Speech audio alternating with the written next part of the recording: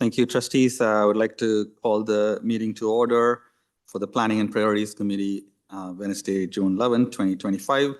If I can ask all those who are able to stand for the acknowledgement of traditional lands.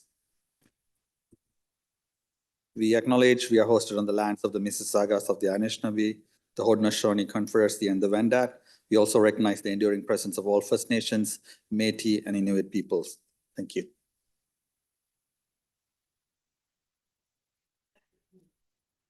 Trustees, can I have a mover and a seconder to approve the agenda? Trustee Patel, Trustee Williams, all those in favor? Aye. Anyone opposed?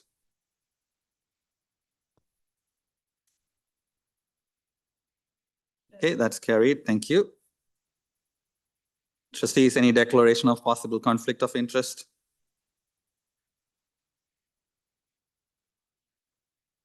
Okay, seeing or hearing none, we'll move on to the next item on the agenda, delegations. Trustees, we do not have any delegations today, so we will move on to the next item on the agenda, number 5. This is a report from trustees appointed to Ontario Public School Boards Association, appointed to OPSBA. OPSBA Director's report. Trustee Williams.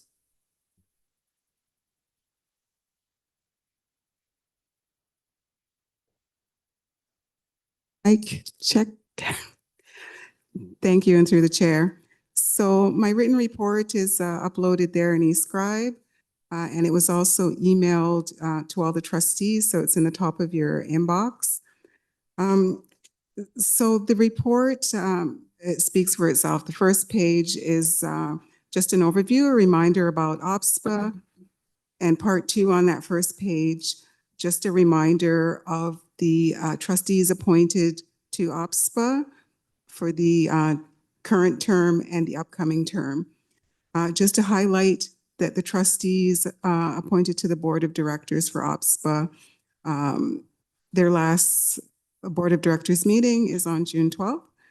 And for the newly appointed trustees for the 2025-2026 school year, that their first meeting is on June 18th. And just a note that for the annual meeting taking place on Friday, this Friday, lots of meetings this Friday.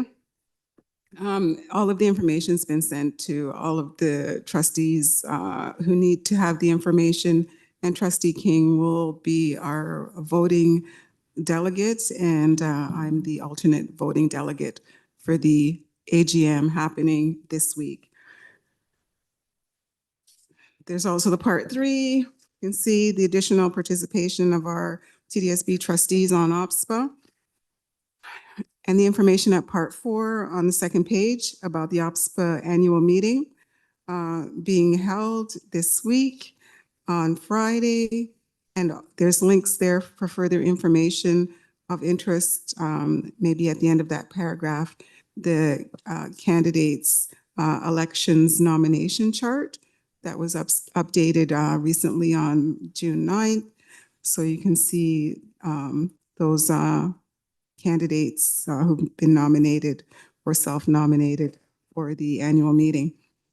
The next item of note for the incoming board of directors that we've appointed to OPSBA is the organizational board meeting and orientation taking place on June 18th. And there's a link to the members area, which is very helpful. It has all of the information, all of the minutes, all of the documents. It's a very helpful one-stop shop for all of the documents. At part 6, you'll see some important legislative updates. Of note, on May 29th, the Minister of Education held a press conference to announce Bill 33, an act to amend various acts in relation to child, youth, family services, education, and colleges and universities. There's a link to the current status of that bill in the document, and also a link to the backgrounder on Supporting Children and Students Act 2025. The first reading of the bill was on May 29th, and it amends the following acts that are listed: the Ombudsman's Act, Ministry of Training, Colleges and Universities Act, Education Act, Child and Family Services Act. The next item is some proposed new regulations to the Education Act. So this one is of note. It was posted on the ministry's website apparently on May 27th with a due date to comment by June 1st. And these are amendments being proposed to the Education Act regarding acquisition and disposal of real property. So it's an important piece. It's an important piece for trustees to have a look at. You'll see on page 3, there's more detail. It's basically verbatim, so it's not edited. So you'll see what the ministry is proposing there. And at the end of page 3, you'll see on May 30th, OPSBA's submission to the Ontario Regulatory Registry proposal regarding the new regulation to enable the Minister of Education to direct school boards to dispose of property in specific circumstances. So you can have a read of OPSBA's submission with regard to that proposed regulation. There's another regulation noted there on the 4th page of the report, was posted on May 29th, and the comment due date is June 30th. And the ministry is proposing changes to the Education Act that, if passed, would have effect on accountability and transparency. There's a list of the items that the ministry is proposing: safety and rights, and safety and rights. And of note, there's proposals with regard to school boards working with police, including authority to set out the circumstances within which boards must provide local police services with access to schools, or to permit them to participate in school programs and governing school resource officer programs. So there's a lot of proposals being made there, and the opportunity to comment. Part 7, just a reminder and an overview of the Indigenous Trustees Council. Part 8, the Black Trustees Caucus. Part 9, the OPSBA working groups. So on May 9th, there was a joint meeting between the Education Program Work Group and the Policy Development Work Group of OPSBA. You'll see some of the agenda items of interest, and in the members area, the documents are there if you'd like to see a little bit more about the discussion that was happening on those agenda items, which included infectious disease prevention and transmission, collaborations between sick kids and schools, School Mental Health Ontario, Children's Mental Health Ontario, the Ontario Library Association, Resources for Schools, and Artificial Intelligence. In the fall, OPSBA will be providing a comment as Bill 33 moves through the House, and we'll also take the opportunity to provide initial feedback through the regulatory registry by June 30th. And the joint working groups have a scheduled meeting on Tuesday, June 24th in the afternoon. And the purpose of that meeting is to provide a high-level overview of the key issues in the regulation and provide an opportunity for trustees to provide feedback. And OPSBA senior staff will be available to share timelines for the legislation and plans for OPSBA's more detailed response. Part 10 is just an update on professional development for trustees. In my last report, I gave information about the CSBA Congress and National Trustee Gathering on Indigenous Education, Due to the wildfire situation in Manitoba, that in-person conference has been moved to fully online, and it will present, excellent professional development opportunities for anyone interested in that conference. And just a reminder, it was noted in the previous report as well, the new essential governance mandatory professional development that's required. All trustees and directors of education must complete the program by August 31st, 2025. And there's a link to the website and an indication of the mandatory online modules, and the webinar pieces are available to be viewed as well. On the last page, page 6, just a reminder of some upcoming key dates, and at part 12, some important links to the OPSBA website, the Good Governance Guide, news, professional development, and also a link to some recent OPSBA news releases. On May 29th, a news release with regard to locally elected leadership matters in public education. And on June 2nd, the OPSBA news release regarding per pupil funding improving, but this year's gap at $404 per student.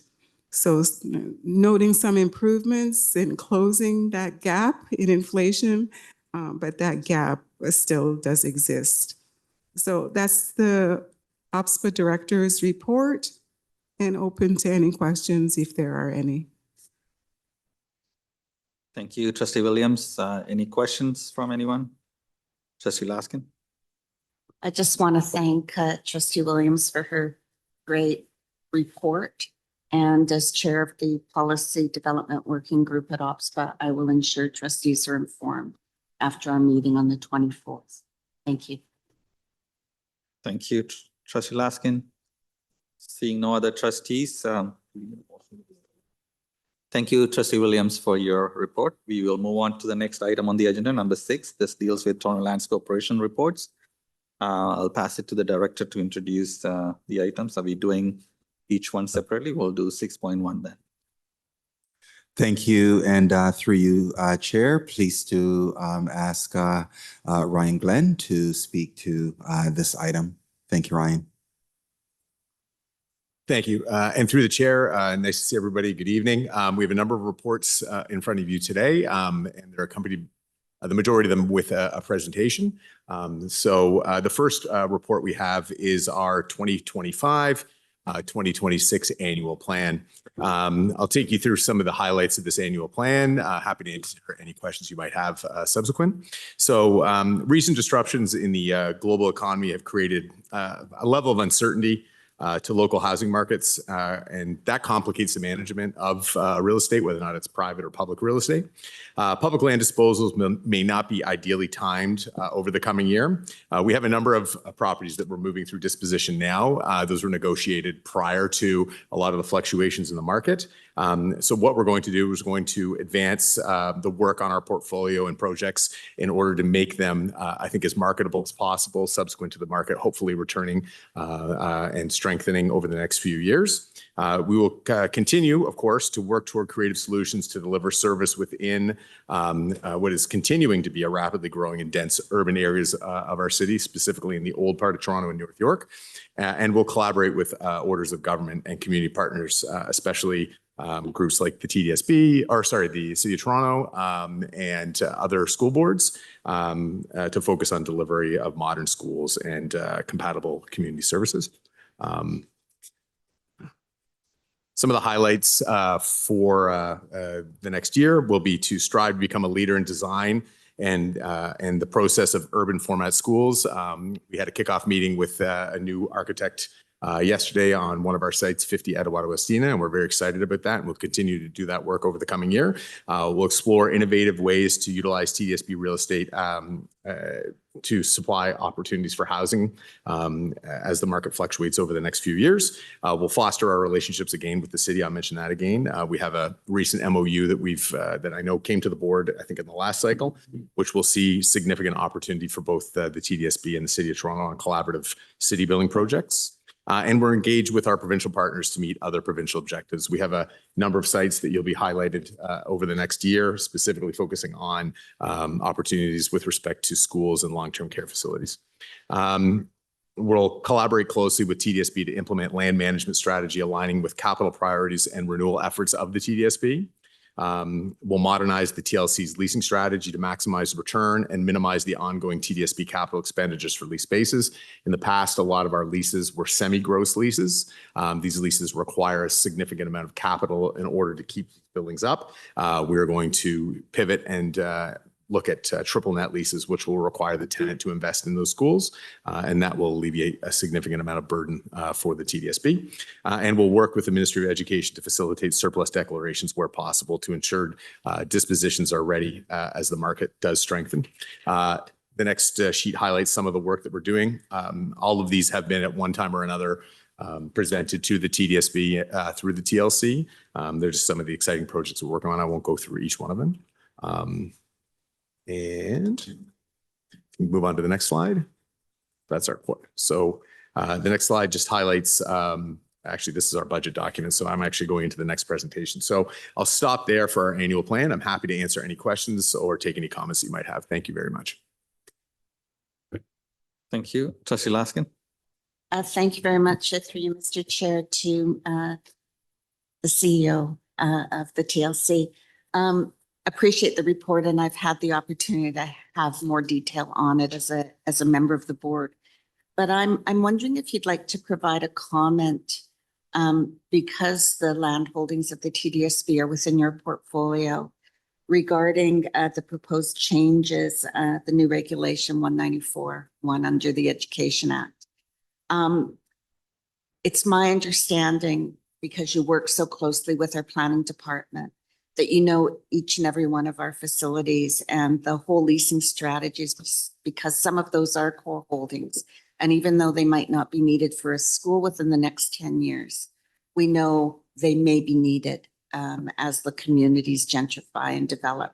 So I'm just wondering if you might offer a comment on your thoughts, or if you've had any conversation with ministry staff.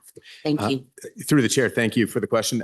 Yes, my comments are, I think that it's vital for the TLC and the TSB to work together on the strategic modernization plan that we're bringing forward. I think one of the things that we have to demonstrate is a fulsome undertaking of what does the future look like, whether or not it's on a school by school property or holistically across the portfolio. And we work very closely with our colleagues at the TSB to ensure that. And what that does is it paints an entire picture as opposed to an ad hoc approach to the property. So it's really a comprehensive asset management plan for the entirety of the portfolio. And that's something that we've heard from the province in the past. And hopefully through that, conversations on a property by property basis are mitigated because you have this overarching plan that speaks to a holistic approach to real estate and land use planning and the planning of the TSB with respect to growth and accommodation. Thank you very much. Will the next iteration and update of that plan then be posted publicly on the TLC website? As all of our, I'd say the vast majority of the work we do almost exclusively, yes, is posted publicly to the TDSB and TLC's website and is accessible to everybody, including our meetings, and people can come and depute if they'd like, not only here, but as well as the TLC. So if anyone's listening and you are interested in this, feel free to let us know and we'd be happy to discuss it with you when those come forward. Thank you very much through you, Mr. Chair. I just thought that was an important comment to have made as our public discussions. Thank you. Thank you. Anybody else? Yeah, Trustee Patel. Trustee Patel. Thank you, Chair. Through you, Mr. Chair, thank you to TLC for this report. Just a quick question. Any updates on 200 Poplar? Are we doing something new or still it's status quo? And how about 705 Progress? Through the chair, thank you for the question. Yes, for both properties, there's updates. There is a report that will be coming forward with respect to 200 Poplar Road. And if you'll remember, we brought forward, actually just going back to the last cycle, there was the properties that we identified as potential partnership properties with the City of Toronto. One of them is 200 Poplar Road. It's formerly Sir Robert Borden High School. And with that, there's an opportunity to partner with the city on housing. In addition, we're looking at potentially a long-term care home on a portion of the property as well. So we're working with a local long-term care provider and exploring options there. So yes, both of those or that site's moving forward. On 705 Progress, we're happy to report that as of yesterday, an RFP with the City of Toronto has gone out to bring in someone to look at schematic design for the portion of that site. And if you remember, that site is jointly owned between the TDSB and the City of Toronto to explore options there on the TDSB, which will be a future TDSB wholly owned site for an integrated school and mixed use community. Thank you. And through you, Mr. Chair, for 200 Poplar, there were some questions raised by the local councillor. Are we addressing those issues, or is there an update on that? Yes, through the chair. So the questions from the local councillor, specifically, I believe you're referring to, I think, a desire from the local community through the local councillor for job skills training, and we are working to address that. And that's job skills training for youth, specifically trades training, and potentially there's an opportunity to partner with the long-term care provider for PSW training as well, personal support worker. Thank you. Thank you for this. Thank you, Chair. Thank you. I'm actually going to, I know when this came up earlier, I did declare conflict of interest with 705 Progress. I know it is part of the broader plan, not explicitly that, but I would still declare a conflict of interest as I work for an organization that is located in 705 Progress. So I'll pass the chair to Vice Chair Patel to me with the rest of the things.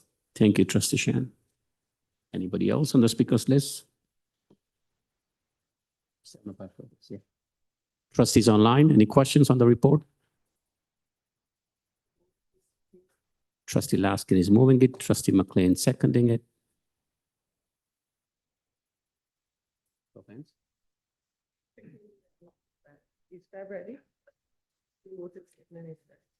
The vote is ready on e-scribe, trustees. And if you don't have a e-scribe ready, you can show of hands or just call in for your votes. Thank you. Trustee Perry in favor. Sriskandaraj in favor. Trustee Rajwani in favor. Arts in favor. Earhart in favor. Favor. Rajiko Singham in favor. Hastings in favor. Patel in favor. Dawson in favor. She's in favor. In favor. Trustee Wong. Trustee Wong.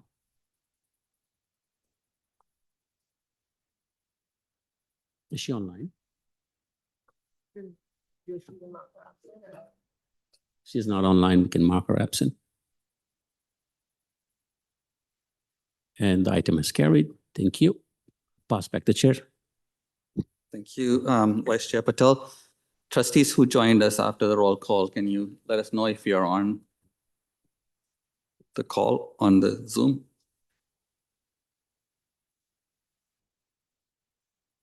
Okay. Seeing, hearing none. We'll Trustee move on. Hassan. Thank you, Trustee Hassan. Trustee Rajwani, are you there? Oh, she just came here.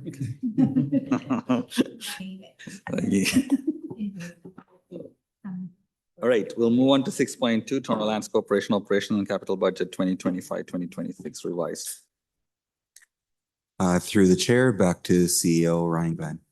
Thank you very much. And through the chair, quickly highlight our revised 2025-2026 operating capital budget. Highlights of this are we have an overall favorable net financial position for the Toronto Lands Corporation.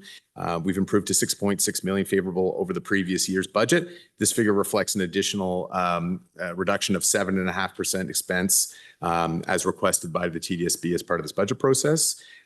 We have an anticipated revenue of approximately 72.8 million. I guess that's not approximate, it's fairly accurate. Million from property disposition. Yeah, that's the revised budget highlights. So I'm happy to answer any questions or take any comments anyone might have. Thank you. Trustee Laskin.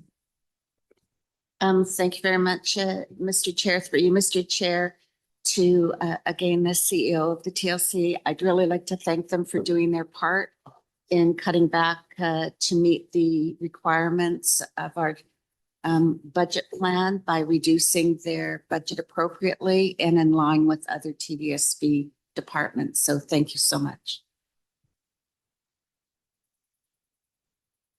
Thank you. Any other trustees with questions? Trustee Rajwani. Thank you, and through the chair. You mentioned earlier in your other report reference to the economic climate over the next year. How has that impacted our revenue line? Through the chair, thank you for the question. For this year, it hasn't. And I mentioned the current dispositions that we've put forward to the province were negotiated some time ago we've been waiting for the province to open up the intake to allow us to dispose of these properties. So these were negotiated, I'd say, when the market was at a different point. Going forward, though, it is a significant consideration if we're considering disposing of property fee simple, as in selling it to a willing buyer. The current real estate market is one that is, for all types of property, significantly depressed, I'd say in relative terms over the past 10 years. We see signs that it is going to be improving over the next couple of years, specifically for rental housing, shifting away from when we talk about podium schools and adding housing onto TDSB property, moving away from condo and looking at market rental housing. There seems to be a stronger market for that at the moment. So we're evaluating the current economic climate and the real estate market. And really what we want to focus on over the coming year are creative ways to generate value. And so it might be by working with other public sector landowners to maximize the return on the public asset. And I think what you'll see is, when we brought forward the MOU with the City of Toronto, looking at ways for the TDSB to capitalize on adjacency with respect to parkland, that minimizes the overall cost of the TDSB, and working with other public sector landowners to look at economies of scale with respect to capital. So, what we're doing is we're trying to shift the conversation around what value is contemplated when we're looking at property. Thank you for repeating some of that information for me and giving me more context. Thank you. Trustee Sri Skandaraja. Thank you, through you, Mr. Chair. To staff, when you mean reduction in expenditures from streamlining accounting practices, can you elaborate on what that looks like? Because that's a sizable amount of money you were able to find savings in. Yes, through the chair, I'll highlight it. In the previous years, the expenses associated with some of the childcare agreements that were being incurred by the TLC were actually expenses that should have been on the books for, and Craig's not here at the moment, but they were on the books for the TDSB. So it was just realigning the accounting in order to properly reflect where those expenses sat. Sorry, Mr. Chair, I'm not understanding. The childcare costs are realigning.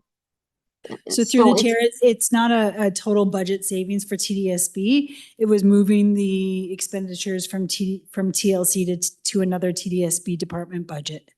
Okay, so it's not an actual saving money. Through the chair, that's correct. Okay, because that wasn't clear to me, so I assume it wouldn't be to the public as well. Okay. And through you, Mr. Chair, the projections for revenue from our property disposition, what does this look like? Like when we mean, are these properties we're leasing, selling off? How did we arrive at that figure? So this, and through the chair, you're referencing the 72.8 million? Yes. Okay, so primarily the majority of that amount is through fee simple. So sales to a willing buyer, so where we're disposing of property once, TDSB to a third party. There's also leasing revenues in there as well, which make up a smaller amount of that overall amount. But it's primarily to do with sales of TDSB property to current tenants of our sites. There was a number of sites that came forward last year. I'll highlight them. Sites such as 301 Lenore Avenue, which is currently tenanted by New Haven Learning Center. So that's one of the properties. And there's another one that's occupied by Crestwood. It's a school. It's on Brookbanks at Don Mills and Eglinton area. Those are two as examples. Okay. And how many properties are we disposing of in this budget?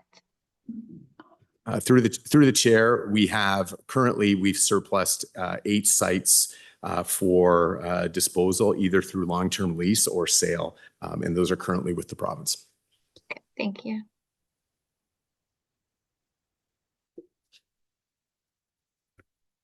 Thank That's all you, for me for now. trustees Sri Skandaraja.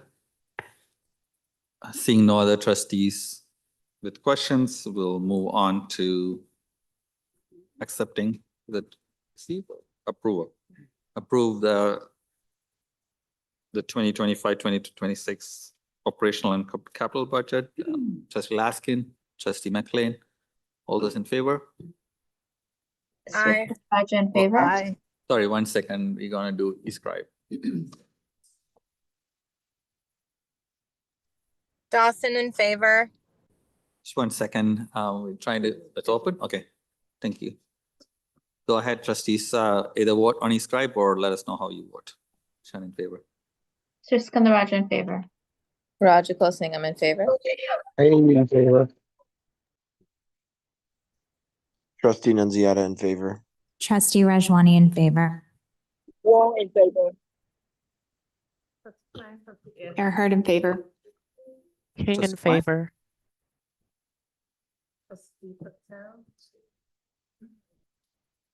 Fine in favor.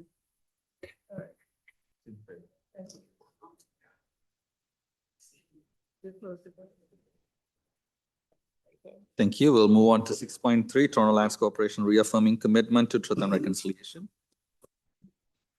Back to CEO Ryan Glenn through the chair. Thank you very much. And through the chair, one of the priorities for TLC over the last year was to work to come up with opportunities to, I think, speak to truth and reconciliation with respect to the work that TLC is doing on behalf of the TDSB. So what we're asking for here is that the TLC be authorized to direct funds collected from lease and license preparation and administration fees. We expect it to be hopefully about $20,000 per year to provide scholarship and bursary programs for Indigenous students within the TDSB. We're looking that the TLC continue to explore other opportunities that will result in financial contributions toward new standalone Indigenous facility, Kapapamachakwe, Wandering Spirits. So we're focused on, finding creative opportunities to support that project, and that the TLC continue to explore other opportunities to further TDSB's commitment and to implementation of truth and reconciliation and the calls to action. I wanted to highlight the fact that what we're hoping to do here, which is fairly common practice in the private sector, but hasn't been done at TLC in the past, is to add a fee over and above what a tenant or a license holder will pay as part of any agreement. These are typically called management or administration fees, and it's very common practice in the private sector. And what we want to do is we want to start doing that, and instead of collecting them for I would say as part of leasing and licensing revenue, specifically allocated toward this cause. So it's not taking away from any of the money that we would typically generate as part of the work that we would otherwise do for the TDSB. It's in addition to that.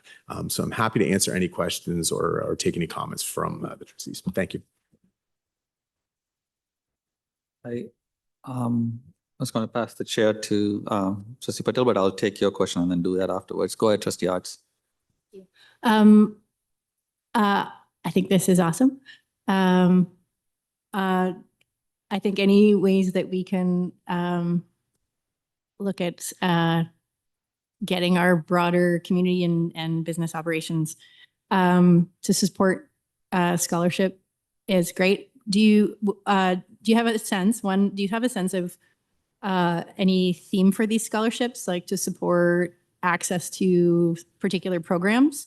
And also, it just, and I'm going to be light on details here. I know that we have within Papamachikwe and our Urban Indigenous Education Center, as like employment and training opportunities for Indigenous students.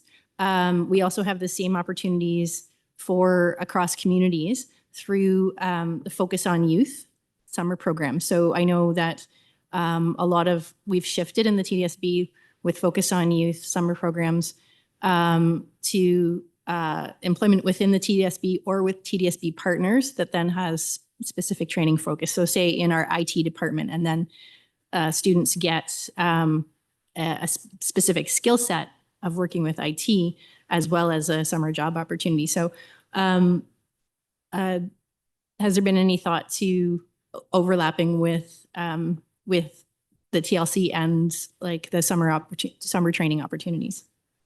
Through the chair, I think what we're conscious of is the fact that I think we're working with staff in the TDSB who are specifically focused in this area. And I don't think we want to be prescriptive with respect to what we would allocate this toward. We're just trying to generate the funds, and then we would work with the TDSB staff to allocate it appropriately. One of the things I would mention, though, is I think we've had internal discussions at the TLC about opportunities for Indigenous students within the TLC as well. It's not something we were able to do this year, but we're hoping to do it next year. So I think we would really take the lead from TDSB staff with respect to what ultimately we would want to do collectively with the money once it is generated. Oh, thank you. I think Focus on Youth would be an opportunity that we already have a structure for recruiting students. And I know that the Urban Indigenous Education Center also accesses as a structure that then could partner well with the TLC. So thank you very much for that. Thank you. I'm just going to pass the chair to Vice Chair Patel. Go ahead. Through you, Mr. Chair, just wanted to ask what consultation took place with the leadership of the Indigenous communities, either Elders Council or the leadership at UICAC or UIEC, in determining these steps as the kind of the direction to go in terms of supporting truth and reconciliation? Through the chair, I'm not sure if Wilbur Wong is on the call. He's our director of real estate. But if he's not, I'll do my best to answer this question. I can answer that. Oh, there you are, Wilbur. I'll turn it over to you if it'll be all right. Thank you. Through you, Mr. Chair, we have actually had some consultations. This all actually started in looking at much bigger picture items. We were actually looking at what can we do in a much bigger way for Papamachikwe. Certainly, we had met with Elder Duke Ripper and also Superintendent Sank and UIEC in regards to, again, bigger items. But what had happened is as the market changed, everything else changed. And what we found was, while we are trying to explore ideas on how we can help and how we can really make a difference, what we had in front of us were these the lease and license preparation fees. And so we had actually approached Superintendent saying, look, we don't have a giant number here. I know everyone associates TLC with real estate transactions and therefore always thinks that everything starts in the millions. But we do have these fees that we know we can reliably generate approximately $20,000 per year. And we had asked, well, what would be a good cause for it to go towards? And that's how this entire concept came up of, that it would be some sort of scholarship or bursary program. And so that's how we arrived at this point. Certainly we had consultations with them, but I believe for this the full effect, there probably will be further chats and discussion and finding out more about how they would like to appropriately direct the funds towards the programs. Thank you. Thank you for that. Yeah, anything I think it'll be great to have a bit of a framework of engagement that guides the process. because, I know TLC is still connected to TDSB, but also operates externally through a different board of directors. And we do within TDSB, we do have a lot of framework like UNDRIP and others that guide us in our work. So it'll be helpful to know what is being recommended as the framework for this engagement, and what does this mean in terms of broader conversation, in addition to these steps, broader conversation around what our leaders who are guiding us through Truth and Reconciliation think around how TLC as an organization can operate and organize and do this work as well. So I'm glad to see this happening. Just wanted to know if there's a broader context of Truth and Reconciliation related commitment within the organization, not just in terms of activities that are governed by the organization, but the governance of the organization itself as well. Thank you. Thank you, Trustee Shan. I'll pass back the chair. We have Trustee Dawson, Trustee Erhard, and Trustee Sriskan. Actually, yeah, Trustee Dawson, Trustee Erhard, and then Trustee Sriskan. Go ahead, Trustee Dawson. Thank you through the chair. I just want to say I think this is awesome. I love the idea, and I also love the idea of creating opportunities for students within TLC. I just had a question of clarification. So is this admin fee already being applied, or this would be a new thing? Through the chair, that would be a net new source of revenue for this initiative. Okay, and what would be the percentage to get to that 20,000? Through the chair, our goal is to get as much money as possible. So it would form part of a broader negotiation. We're putting in there $20,000, which we feel is a number that we feel comfortable at the moment that we can get to over the next year. But our goal is to make more than that. So I don't really want to say right now how much we would go for, but it would be, I think, a site by site. It's a nuanced conversation with anyone who would be leasing space from us or licensing space from us, third-party commercial entities. And those conversations are nuanced, and they form part of the broader negotiation that we would have with those groups. Okay. So would it be then fair to say that it could differ by agreement kind of thing? Through you, Mr. Chair, the scale that we currently have in place, it changes by tenant type as well. So, for example, a childcare tenant does not have a fee attached to it.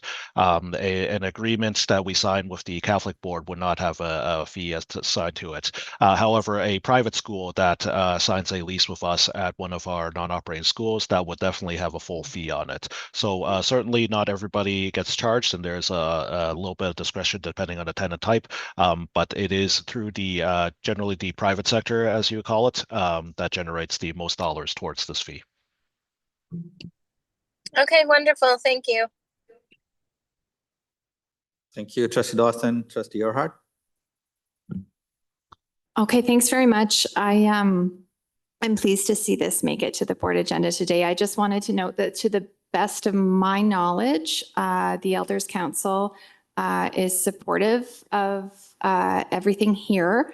And in particular, I'd say for B and C, they're very much in alignment, in my interpretation, of motions that the Urban Indigenous Community Advisory Committee has passed this year in relation to the board's broader commitments to truth and reconciliation and UNDRIP, the UN Declaration on Rights of the Indigenous Peoples as well.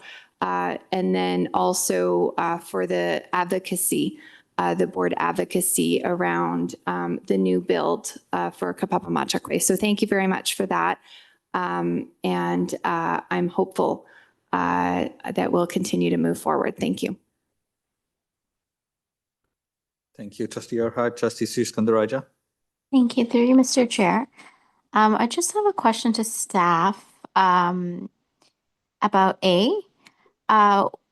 Why is it being proposed that TLC be able to authorize the funds as opposed to the TDSB? And how do TDSB staff feel about this?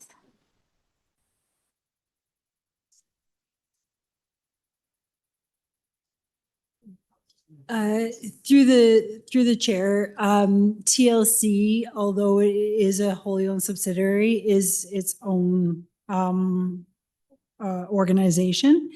And so anything that TLC does is always done in collaboration with TDSB staff. But I know through the conversations that TLC has had, especially with our Indigenous Education Department, that there aren't any concerns with the motion the way that it is provided. Thank you. Thank you. Through you, staff, I think the rest of the motion is great, and I appreciate the spirit. I do have concerns, but just want to flag it. I'm not going to ask for any change, but just want to flag my concerns that I think we've done a lot of work around truth and reconciliation at the board. And so not being too familiar with what TLC has done, I do worry sort of delegating this responsibility because ultimately, though they are a subsidiary, these funds are our funds. And we obviously want to make sure that we have the ultimate oversight, and we have the questions, we have to answer to the public any questions that come our way, even if it is via TLC. So, I appreciate the spirit. I think it's important work, and I think it's work that needs to be done. I just worry about delegating it and not doing it from, I just feel there would be more accountability if it came from a TDSB in terms of the trustees' connection to this. So, I just wanted to put that out there. Through the chair, and thank you for your question and your thoughts on this, Trustee Sriskandarajah. I think I would perhaps appreciating the concern you expressed, perhaps reframe somewhat that this would not be the staff's intention to download this responsibility in any way to TLC. I think that this is TLC demonstrating their commitment in partnership with TDSB to support our collective move towards addressing the recommendations of the Truth and Reconciliation Report and using, again, UNDRIP as our framework for implementation. And I think that we would be seeking all opportunities to elevate this commitment and to address the disproportionalities that we know, which I also know that you are committed to addressing for our Indigenous students across the board. And perhaps it may be helpful if CEO Ryan Glenn could speak to some of the financial controls that you work within in TLC, and how TLC relates to the board in terms of accountability to address those concerns that you may have, trustees Sriskandarajah, and that others may also have. But just to underscore again that this is really about elevating every opportunity and finding every opportunity to move collectively towards our common commitments. CEO Ryan Glenn, if you could just comment further. Thank you.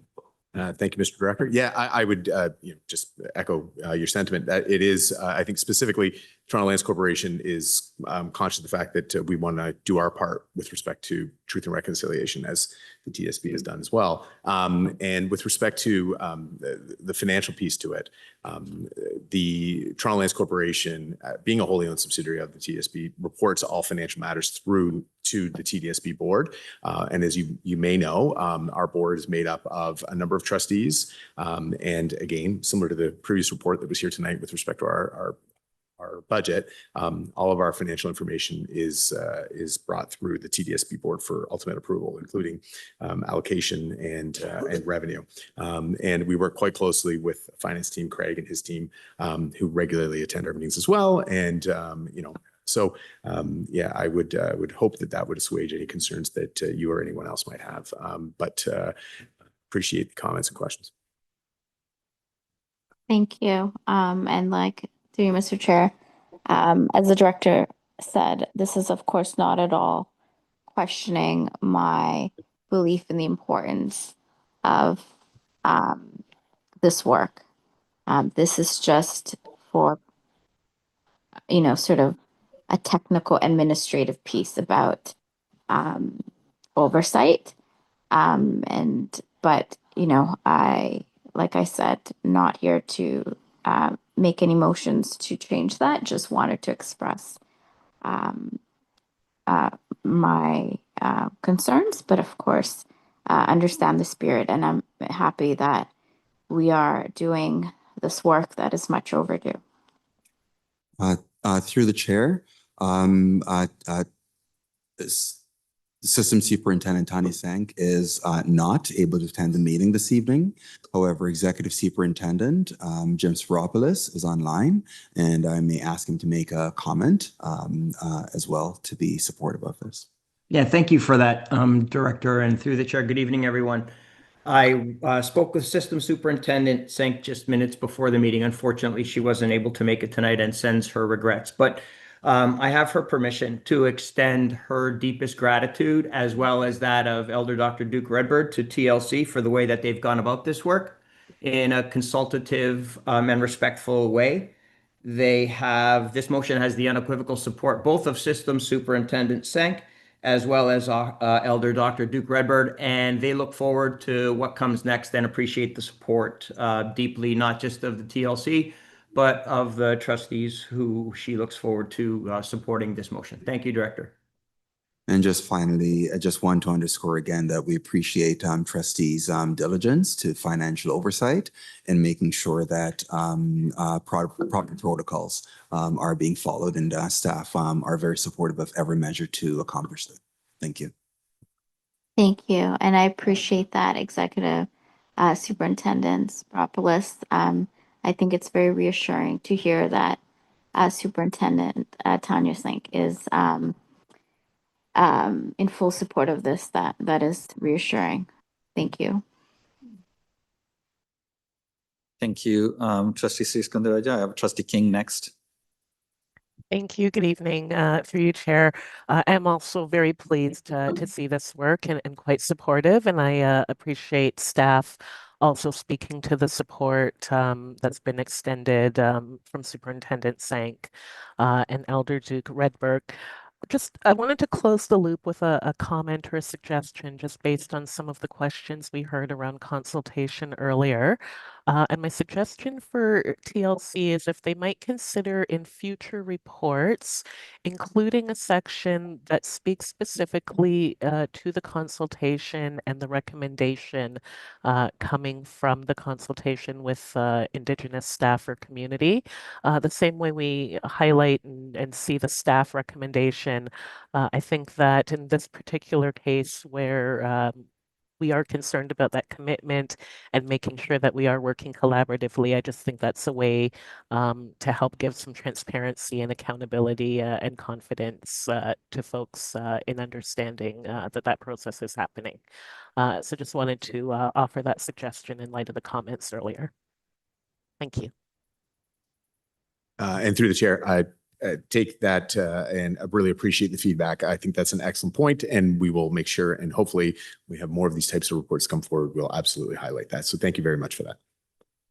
Thank you, Trustee King, for that. And that's the end of the questions. So can I have a mover and a seconder for this? Trustee McLean, Trustee Rajwani, and be voting on his scribe. Sriskandaraj in favor. Nunziata in favor. Shan in favor.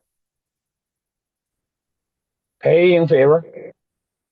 Trustee Rajwani in favor. Trustee Erhard in favor. Dawson in favor. Trustee McLean and Trustee Hassan in favor. He voted already. Trustee Raja, in favor. Trustee Hassan.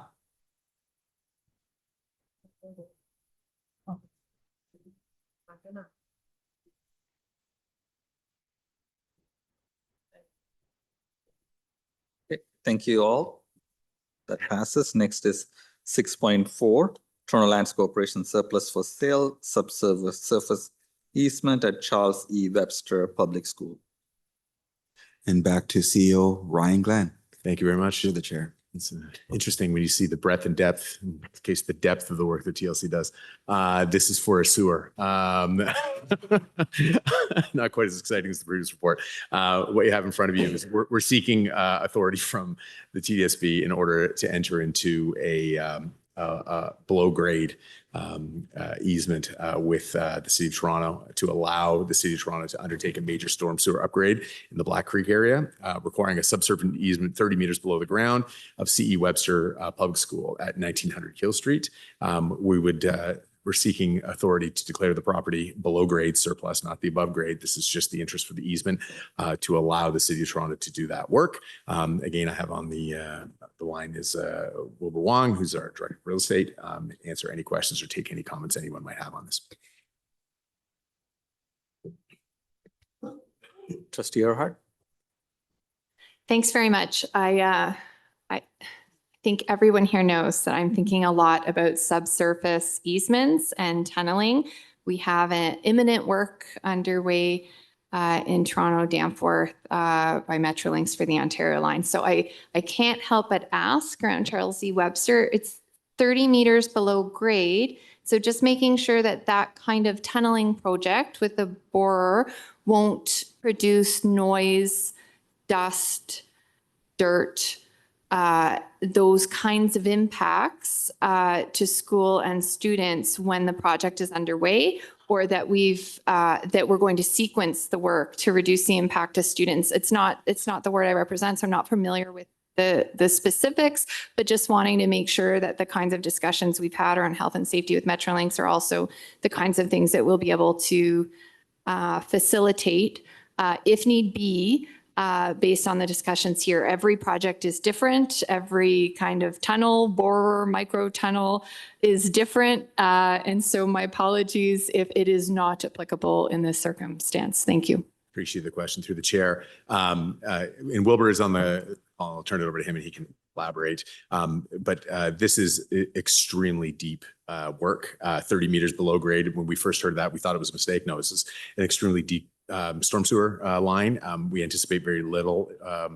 There will be no dust to the school, and I imagine very little to vibration, but we will be working with the City of Toronto on that to make sure that that is in fact the case. But I'll turn it over to Wilbur Wong, who may have additional information. Through you, Mr. Chair, Rod, I thought you summed it up very nicely. That is exactly it. I believe it's actually slightly deeper than the 30 meters, might actually be closer to 40 meters by the time they actually dig down there. But certainly we don't expect it to have any issues. The facility teams, I believe, has actually already reviewed the proposal and they had expressed no concerns. The facility team at TDSB. So we are still in discussions, and certainly having, I know you've seen front and center the pay discussion, having learned quite a bit from that, we will ensure that there are no significant impacts, at least certainly not to that level, and ensure the safety of the students at that school. Okay, thank you. And just to follow up, that it's not uniquely tunneling under the school for this sewer project that's that deep. it's going beyond the school. So it's a bore that's simply passing underground. It doesn't have an entry and exit point near the school that we're aware of. Is that the case? Thank you. Through the chair, that's correct. It's trunk line. Yes, that's right. Okay, thank you. If that's the case, no further questions, and thank you so much. I do hope that we'll be able to, that the school community will be informed when it is taking place. I do feel it's such a lovely opportunity to engage students and school community and some of the amazing technological feats to accomplish, like the everyday, to keep our city functioning. There's some great children's books around where our water comes from and where our water goes, and what a wonderful way to engage students while this is taking place underneath them. Thanks so much. Thank you. Don't see any other trustees online, so can I have a mover and a seconder for this? Trustee Williams. Trustee Dawson. We'll open up eScribe.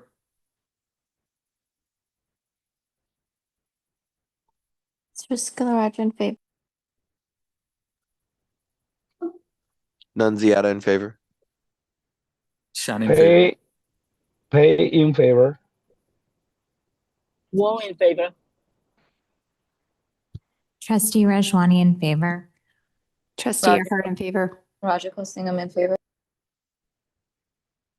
Dawson in favor.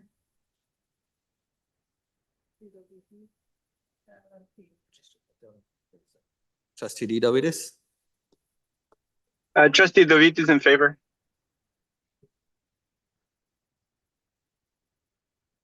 Right, thank you. That's carried. Now we move on to the last item as part of this report on TLC reports, Toronto Lands Corporation lease and license approvals for Forest Hill Collegiate Tennis Club.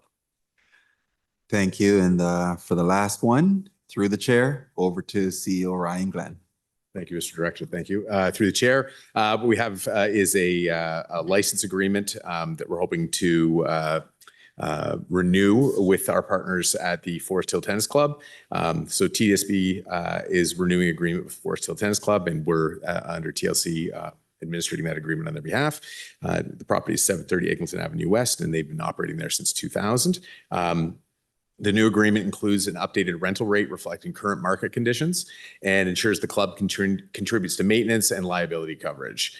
It will allow the school to continue to use the courts from 7 a.m. to 6 p.m. during the school year, and the tennis club will use them in the evenings and weekends. So this is a license agreement for evening, weekend, and summer use of these courts. Happy to answer any questions or take any comments from the trustees, and Wilbur again is on line to answer any questions as well.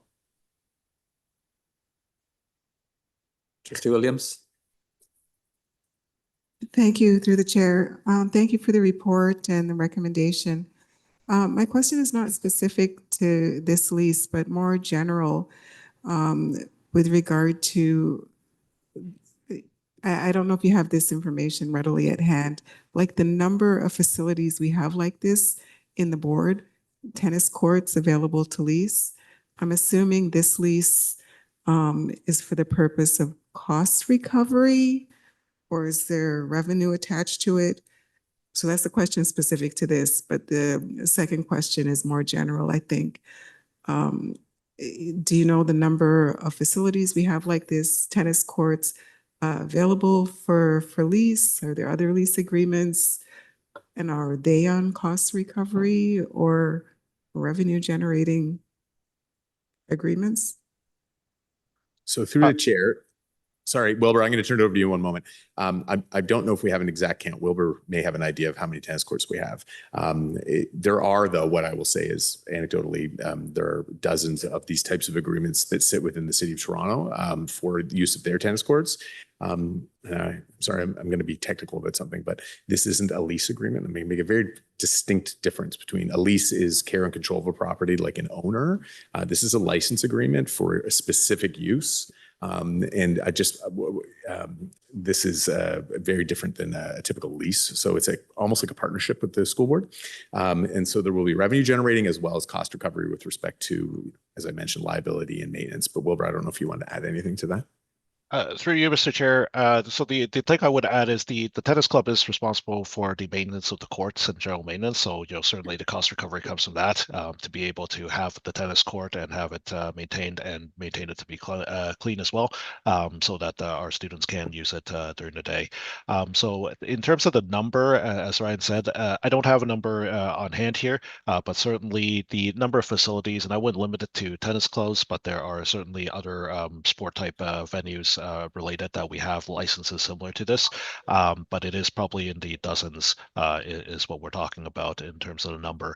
Majority of them are legacy. They are not current, and they could range from anything from, I believe a few years ago, I brought a report through for licensing some land for I think it's St. Albans for some portables on the site, but it could range from anything from that to something like this where it's a tennis club. But certainly there are quite like a couple dozen of them, and they are aimed at cost recovery at least. But I don't think any of them were ever imagined, at least not the legacy ones, to be of a for-profit nature.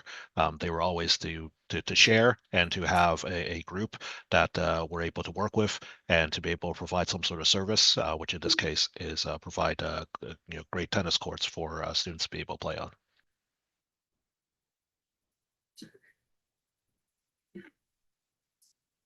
Thank you, and through the chair. I have a more specific question. I'm not sure if you can answer this. It's in regards to courts at the site of Harvard Collegiate. I'm wondering if there's a leasing agreement there. Is it a licensing agreement? I've heard from community members, apparently they had access to the courts previously in the evenings and no longer have access.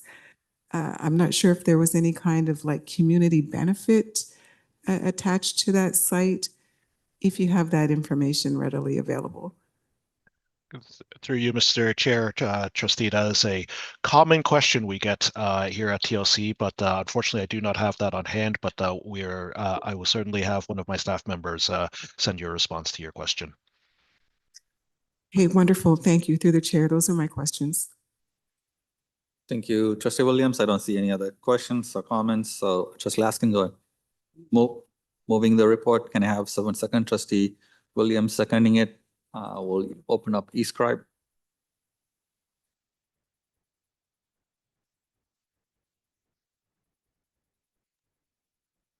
Trustee DeVitis in favor.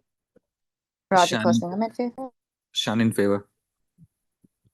Trustee Hey, in Maslany in favor. favor. Nunziata in favor.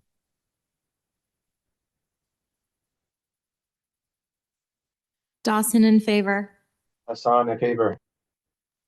Tell in favor. Sriskandaraj in favor. Trustee Earhart in favor.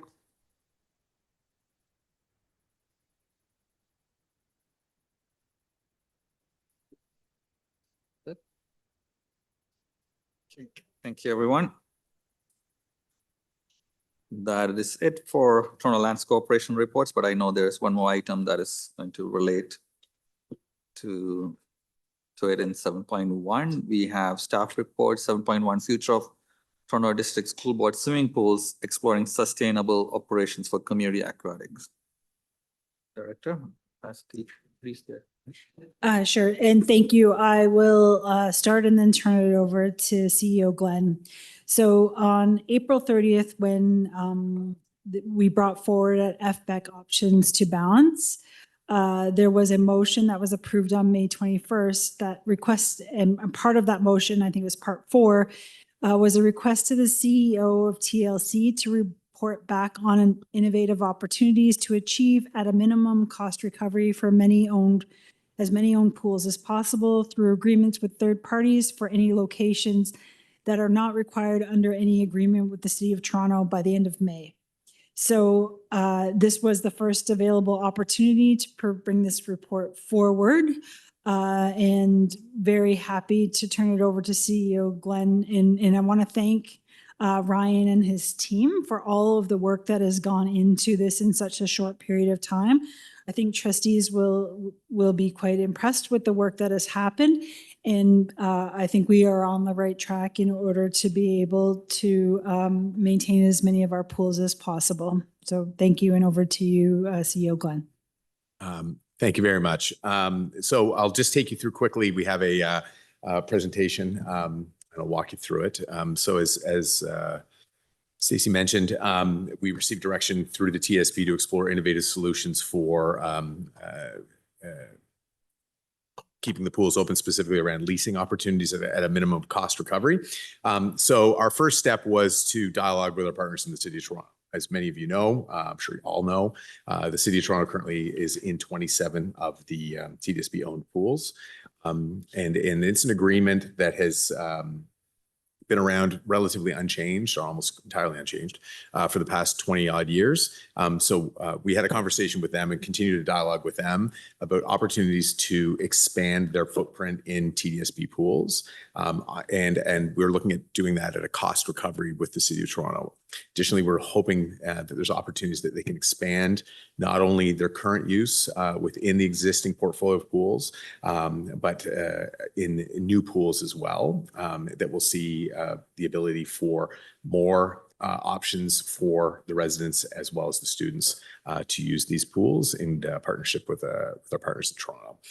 In addition, we launched a website subsequent to the direction from the TSB, asking for third-party interest in the pools.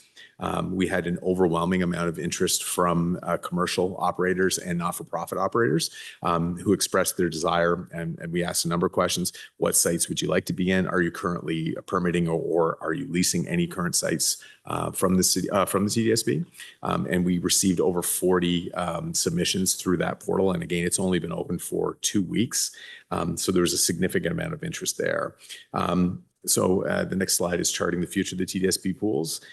So the TDSB manages 66 swimming pools in Toronto. As you know, their aging infrastructure and the renewal costs don't keep up with provincial funding. Toronto Lands Corporation was tasked on the 30th of April with exploring innovative third-party license or lease agreements to achieve at a minimum cost recovery for the pools.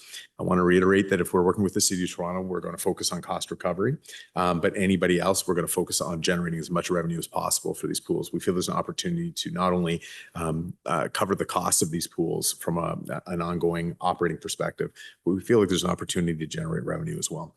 And again, we're going to engage with the City of Toronto and potential private pool operators to determine the viability of enhancing financial sustainability while aligning with TDSB's commitment to community and educational priorities. If you can go to the next slide.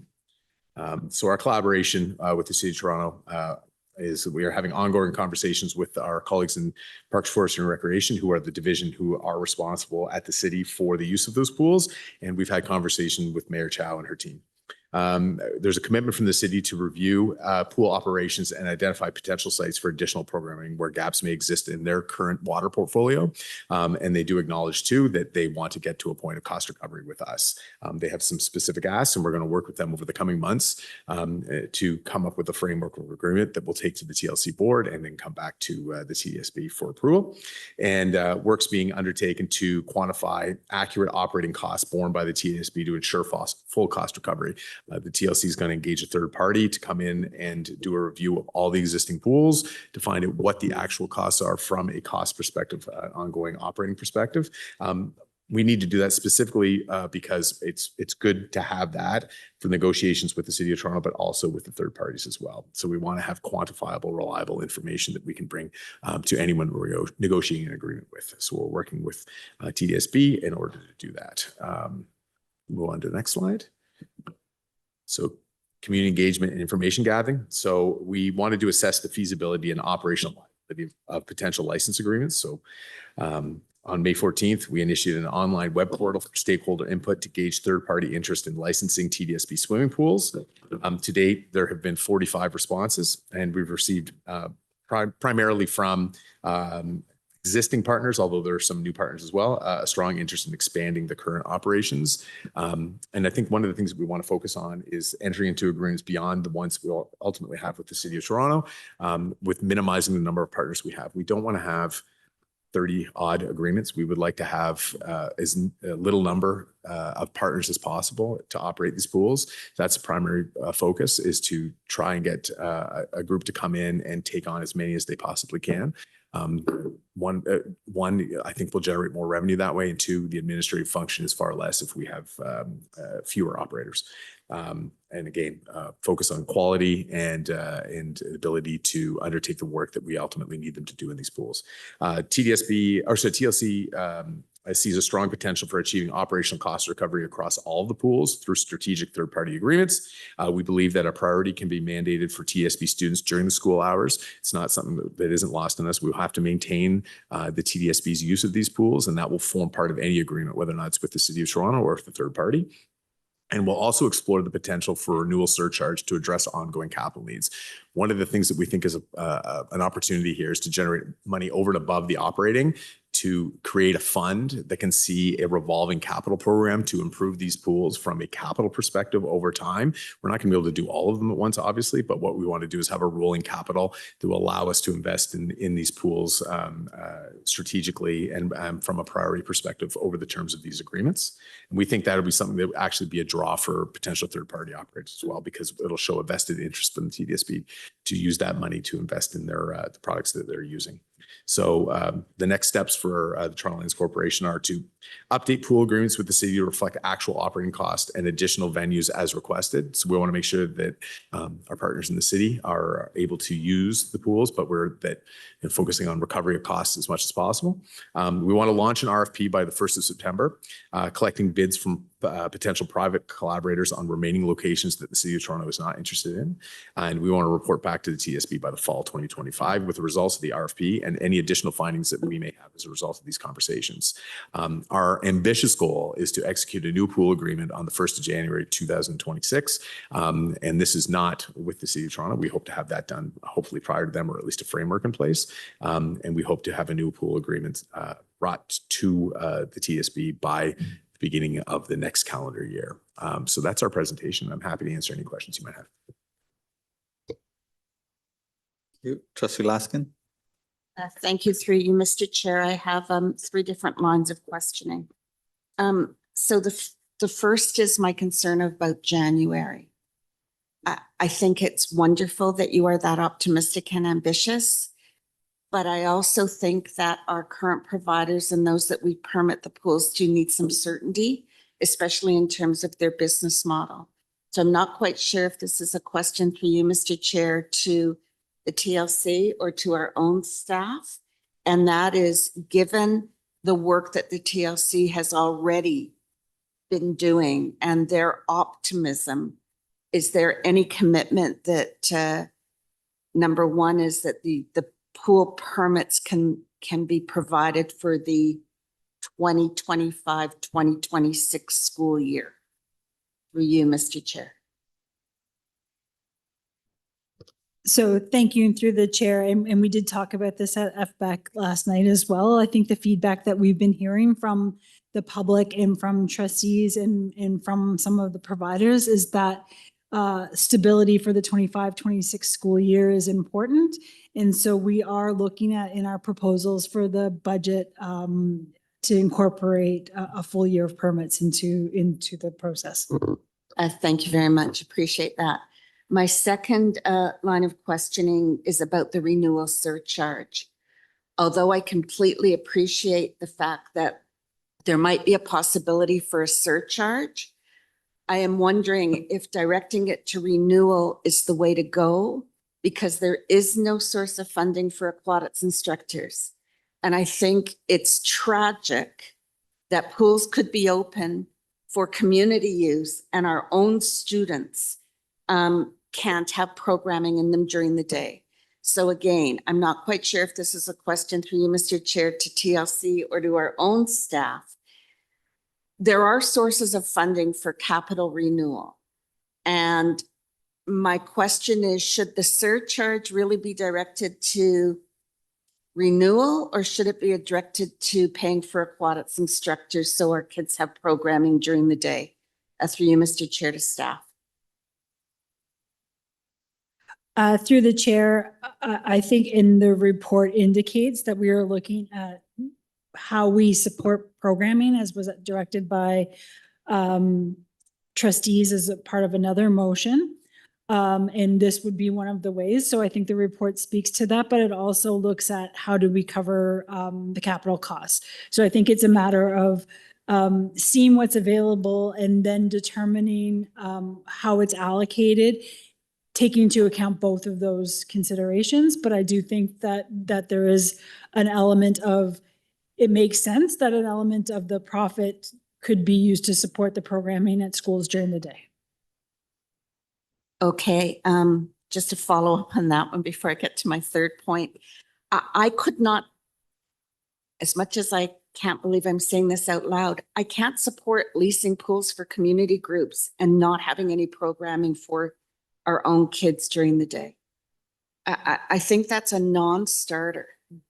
So I'm not quite sure how we're going to deal with that. I guess it's a budget question.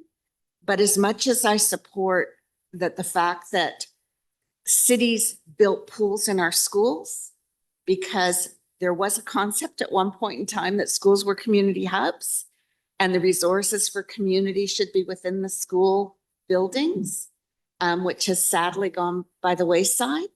But I struggle with that concept. So I wanted to say it out loud so staff hear it clearly.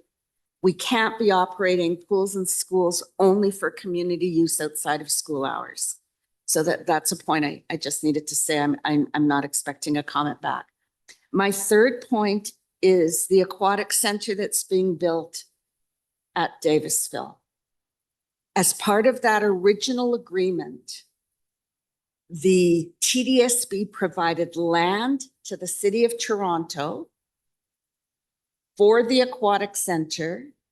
The city put in funding to build underground parking, a triple gym, and other amenities within the school, with the quid quo pro that the city uses those amenities within the school building, which they have already been using now since the school's been open, with the understanding that once the aquatic center opened, Davisville kids had the use of those pools for school programming. Now, that was an agreement. And I guess my question is, and I don't need it answered today, but I would really like some understanding of what happens to that agreement with regarding our kids' use of the pools during the day at the aquatic center when it opens in 2027. So there's no urgency to this answer. It's still under construction, but it was a quid pro quo in the agreement. And I really need confirmation about what's going to happen in September of 27 when that aquatic center opens. Through the chair, I can touch on that. So when that aquatic center opens, and you're entirely correct, it is a reciprocal quid pro quo agreement between the city and TDSB. The agreement stipulates that the city will be required to provide free lifeguards as well as part of that. So we do have the ability to use that facility. And the agreement and the build out of that pool is not contingent on whether or not the TDSB uses it or not. Of course we should. That's the nature of the agreement. But the pool will be built and it will be operating regardless. So I guess what I'd like to really make my point now in my 16 seconds, that depending on what happens with all the other pools, we have to think about that pool as a community resource also for the schools that are nearby in future planning. Thank you. Thank you very much, Trustee Laskin. Trustee Dawson? Thank you through the chair. I'm just trying to wrap my head around this as it relates to the notice that was provided to our aquatic staff. So it looks like we are not going to have any sort of agreements in place until January. That's my understanding of this, at least. And so do we still, like, we would go forward with these layoffs, then come January, rehire the instructors, if we get these agreements in place, like how does this all impact our budget options to balance the budget today? Through the chair, I believe we had some of these discussions in private at the last FBEC meeting. And so I think that what I can say publicly is that we're working with the union to determine, based on, again, the motion from trustees that said, can you please bring back something to talk about how we, I'm paraphrasing, but keep swimming programming going. So those conversations are happening, and based on those conversations and the motion, we will include something in the budget report that's coming forward on Monday. Okay, thank you. There is a pool being built in the new York Memorial Collegiate. And I just wondered when we are, I mean, I don't know if that's the only one, maybe there are other schools being built with that amenity. But when we go ahead and we build a school with a pool, are we preemptively working with a permit holder to offer after-school programming so that we can maintain the in-school programming? So through the chair, and I'm going to look around the room just to confirm, but I don't believe that the pool at York Memorial, the new York, or the new old York Memorial, is TDSB owned. It's actually owned by the city, and it is continuing to operate because it was not impacted by the damage from the fire. And certainly pools are not part of our of the ministry's space template. So it is very, very, very, very unlikely that we would be building a school with a pool moving into the future. But for that school in particular, it's a city pool. It's currently running with city programming. That's my understanding. And I'm seeing nods across the table. So yes, thank you. All right, thanks. Thank you, Trustee Dawson. I'm just going to read the names of the trustees on the list now. Trustee Williams, Trustee Erhard, Trustee DWS, Trustee Rajwani, and Trustee Sri Skandaraja. So Trustee Williams next. Thank you, and through the chair. I just had a question. I'm just trying to understand. I think I heard you say earlier there was some kind of technical difference between the license and the leasing. And I'm just wondering if you could explain that briefly and how that impacts our students' access depending on the agreement. Sure. Through the chair, I'll try to make this as interesting as possible because it's a very technical answer. So a lease agreement contemplates care and control as an owner. So if you think about, at least if you lease an apartment as an example, you have the key, you go in, you live there, and you have ultimate control of that space. A license agreement is different insofar that it prescribes a use. So it's very prescriptive of what you can do with the space, and it's usually there's a temporal component to it as well, that you have it over a certain period of time, and you don't have it 24 hours a day, 365 days a year. I think what we'd be contemplating here, and again, I don't want to get out ahead of ultimately what we bring, is likely use agreements that would be license agreements or partnership agreements. And in those, whether or not it's with the city or it's with a third-party operator, part of the negotiating will be to ensure continued use by the TDSB during the school day for these pools. That would be something that we would put in any agreement, whether or not it be a shared use agreement, a license agreement, a lease agreement, or an agreement with the City of Toronto. But from a technical perspective, a lease contemplates someone acting like an owner. A license agreement or shared use agreement has very restrictive covenants in it that prescribe use and time of use. Okay, thank you through the chair. Thank you for that. Understandable explanation. Thank you. Trustee Williams, Trustee Erhard. Thanks very much. I am so happy to see this report and also so sad.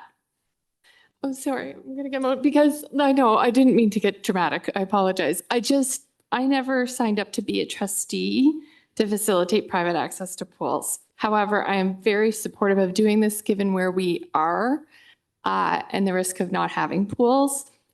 But most of my questions are going to be about facilitating not-for-profit and more broader access, because what I hear, and I can certainly understand it's why I would hear it, because we passed a motion to explore cost recovery. I'm hearing that we would need that can be best achieved with a smaller scope of providers that can manage over a broader. I would imagine the length of time is going to be something we're going to get into. I mean, I know where these discussions go. And so forgive me in advance for that, because this is never how, if I had my way, we'd have a pool in every school and every kid would be learning to swim as part of their school day, just like we do other things during the school day that will save children's lives. And so just that's the source of my questions. And so I am curious around how people are seeing the length, like how long would these kinds of agreements be? Do we have any sense of that at this time, or no? That would be determined through an RFP. And thank you. Through the chair, thank you for your question. I think with the City of Toronto, we would be looking for relatively long-term with our partners in the city, but to be determined for sites that they're not interested in. I think one of the things that we have to be conscious of is the fact that there are pools outside of what the city ultimately are going to want to use that are going to be very popular, and they're going to have other pools that aren't going to be as popular. And I think one of the ways that you ensure equity is to bundle those things together in order to make sure that you have a group that comes in and there's an equitable distribution of access and investment and use. So these are all things that we're struggling with. And we have conversations internally at the TLC about, and how that looks with respect to the form of a procurement that ultimately goes out. So it's all things that we're contemplating at the moment. But again, our goal is to work with the City of Toronto to ensure that there are in as many of those schools as possible. Okay, thanks very much. And I know that our goals through TLC, cost recovery is a goal, but also shared value. Value is a goal, right? And that value is considered in a holistic way for generating positive social value. And so I'm wondering if you have sufficient direction through the chair for an RFP process to include affordable access opportunities. I've heard continued day use. I am also thinking about affordable access opportunities broadly in the system, knowing that every pool that was constructed at TDS within TDSB and the model that is being pursued by the city for affordable housing everywhere means that in every community and in every subsection of our community, there are children that cannot afford swimming lessons. So I am concerned that as we move forward, that there may be some pools where the costs of the programming will be out of reach. So I'm hopeful that there will be either nonprofit opportunities or either way opportunities for affordable access somehow through the programming that is being offered or through special access opportunities. Thank you. Through the chair, I'll take it as a question. Yes, that is something that we're contemplating as well. Our goal is to have as many people access these pools, kids specifically, as Okay, thank you very much. And I, through the chair, share Trustee Laskin's view that the whole point of the pools is for as a school board is for programming access during the day for the school.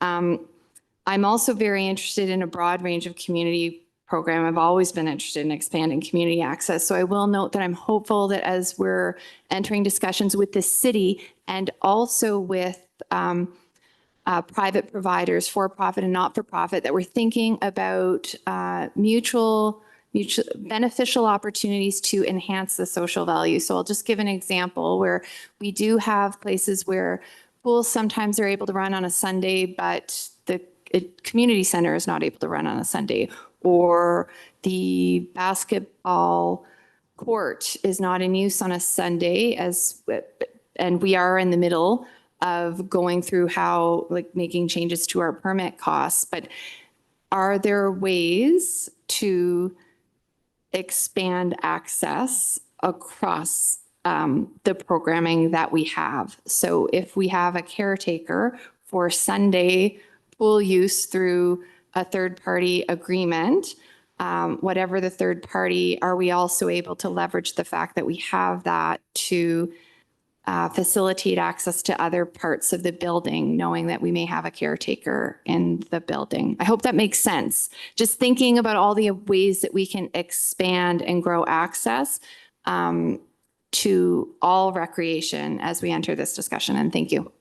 Through the chair, it's an excellent point. And it's something that we'll contemplate as we move forward with this. But I think that's something that we hadn't really, I mean, again, it's only been 2 weeks we've been working on this, but as we kind of evolve our thinking, yes, access to facilities for general recreational purposes, if possible, and we have staff there, it's something that we'll work with our TDSB to explore. Okay, similarly, thank you. And through the chair, I would add, if the city through aquatics programming has staff there for a Saturday and Sunday, but wouldn't have other parks and recreation staff in the building, because we have, because the model is different at every building. We have legacy agreements. So as we're discussing this, see what is possible to enhance that social value across. Of course, we're talking about pools, but in some places, we may be able to make it more sensible to expand access overall. And thank you. Through the chair, what I would add is, as you know, many of these pools actually have community spaces that the city actually uses as part of the master lease with the TDSB. So if there's an ability to expand access as a result of the city expanding its use, then absolutely we'll explore that. Of course, thank you so much. I have a dream of 7-day access to all of these beautiful facilities so that kids may benefit and get access to play. And we'll keep on, and I will keep on that. I will also keep on to make sure that there are pools. Oh, I see. I am done. Okay, thank you. Thank you, Trustee Arhat. I have a long list of trustees still. Trustee Davidis. Thank you, Chair. I just want to start with a couple of questions about how we're divvying up the pools that are already under lease with the City of Toronto versus the ones that are not currently. Do we have a sense yet from the conversations with the City of Toronto that that list would change? Is that part of the discussion, or do we have a sense of yes, some of those pools will the same number of pools will continue under lease with the city? Thank you for the question through the chair. The city is currently working on updating its facilities master plan, and they hope to have that completed by the summer. And what that will do is will indicate to them gaps in their current water programming, and that should allow them to have a better idea of where they have requirement for pool use. So we're hoping before the summer to have a fulsome list of sites that the TDSB, or sorry, the city would be interested in. Yes. Okay, so so that will come later. And I asked that because I started to think about what, and we're talking about not leases necessarily, but as we sort of think through what the agreement process would be like, there are obviously some sites that will be more financially viable than others. And you coming from the City of Toronto would understand this, right? Regent Park redeveloped first, Lawrence Heights redeveloped first, and we still have sites on Kingston Road in Scarborough, Malvern, northwest of the City of Toronto that years later have still not redeveloped. When we come into this type of P3 type partnerships with private folks that are looking to make back their money, the money that they're investing. So are you far enough in your thinking internally in terms of how we would pool together the monies to ensure that we continue to have all the sites open? Because I would imagine that some of these sites are going to get more attention than others, as much as there's a significant demand, right?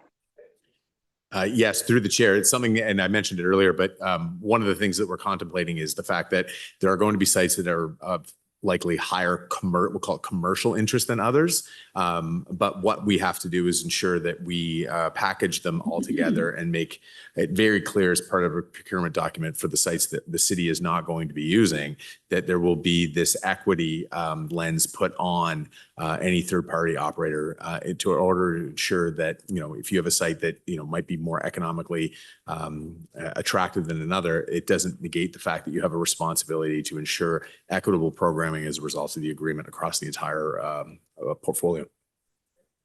Yeah, and we would do that centrally though, right? So one site makes more money for the school board, and then we would figure out a way to share those monies across the system to ensure that all our facilities are maintained, correct? Through the chair, that's correct.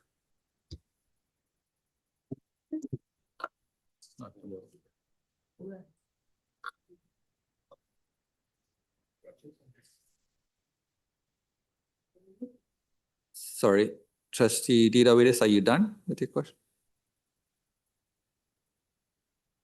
Sorry, folks. Sorry, folks. I got a call right through at the same time. I missed an answer if there was one. My apologies. Through the chair, I just confirmed that your sentiment was correct. Thank you. And again, my apologies.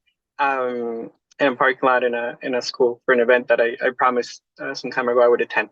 And so I think one of the things that we need to sort of think through then as well is to ensure that we have a system that shares some of those resources. And I would share the sentiment from Trustee Laskin that we can look at operating costs such as the heating of the pools and all these other things, but we also need to figure out a way to have a mechanism that allows us as a board, not TLC's responsibility, to continue to operate instruction during school hours for our own students. And I think that's a significant part of what we would consider a success for this process. And looking forward to seeing what that report will say about this for us to discuss on Monday at FBEC. But I'll leave it at that. And I want to thank TLC staff for the work that they've done so far on this, and definitely looking forward to seeing this develop, because we can maybe take a look at some of the lessons learned in this process and apply it to a number of other spaces, and seeing how we can become more nimble in how we operate our facilities and allow greater access to our students and their larger community into our spaces that sometimes are left unused. Thank you, Chair. Thank you. Next is Trustee Rajwani. Thank you. Most of my questions have been answered. I think the only comment that I would make is that it seems that we're really in a position where our conversations right now are about picking one or the other. And I'm hearing in some of the conversations back from the TLC, and I hope this will continue, that there's always creative ways of doing things. And I hope as that RFP process begins, it's really about the and. So how do we continue to support our students and our community and ensure that we're being fiscally responsible? So no question. Thank you, Trustee Rajwani. I will move on to Trustee Sriskandarajah, and then after Trustee Sriskandarajah, Trustee McLean, and Trustee Patel, and then myself. Trustee Sriskandarajah. Thank you.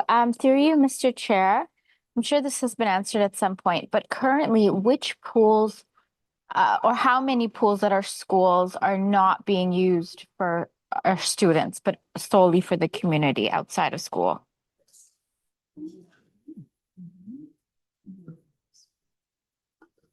Through the chair, I'm just confirming, but I think all of our pools that are in our schools are currently being used for our students. Yeah, if they're open, there may be pools that are under maintenance, but if they are operating pools, then there is student programming that is happening. Thank you. So this would be, through you, Mr. Chair, a dramatic change in how things are functioning at the moment. So through the chair,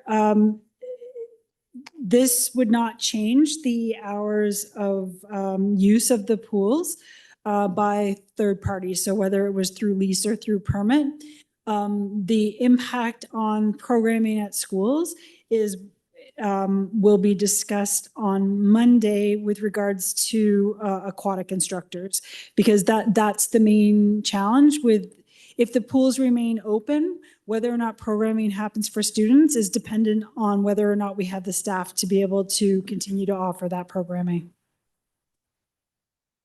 Thank you. Thank you, Trustee Sriskandarajah. Trustee McLean. Thank you, and through the chair. I think I'm understanding that your priority is to expand the city's options on a cost recovery basis.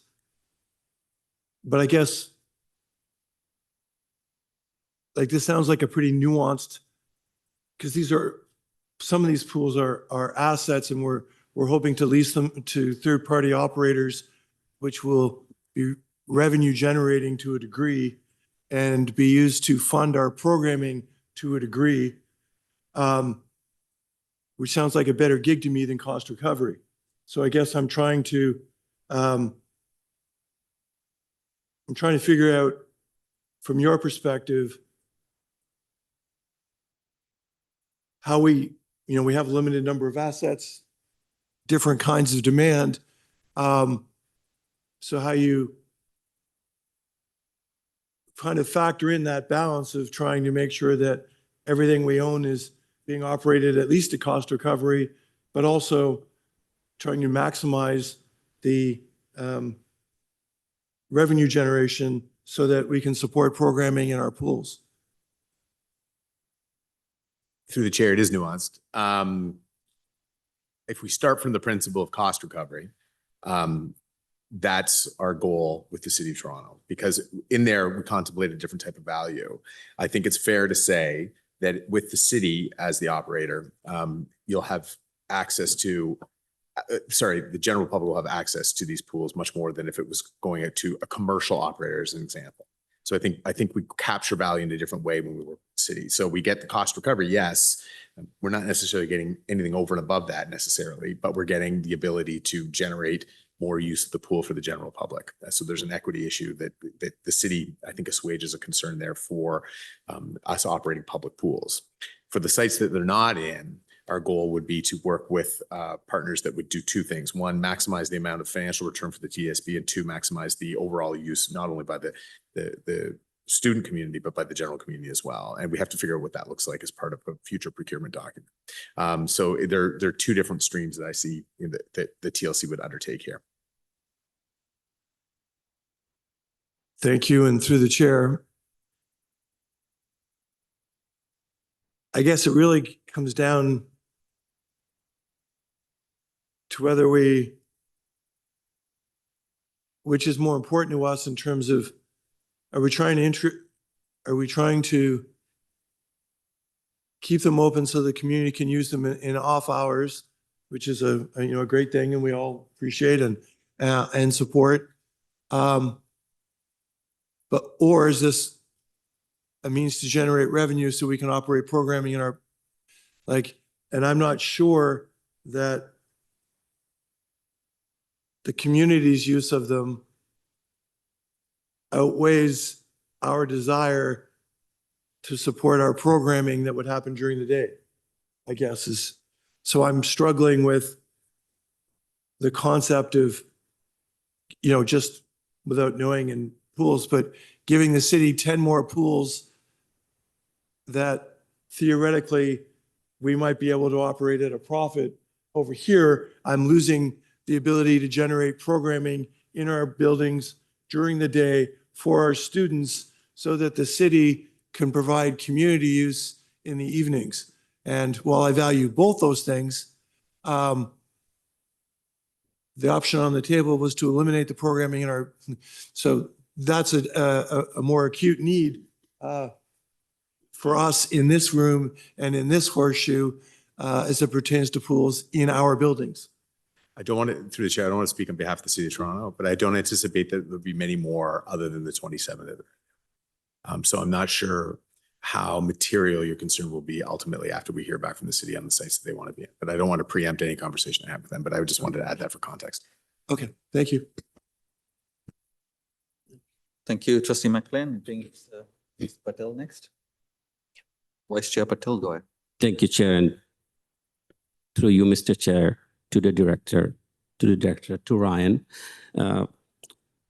in the recommendation of next steps, report back to TDSB board by fall 2025 with RFP results and any additional findings.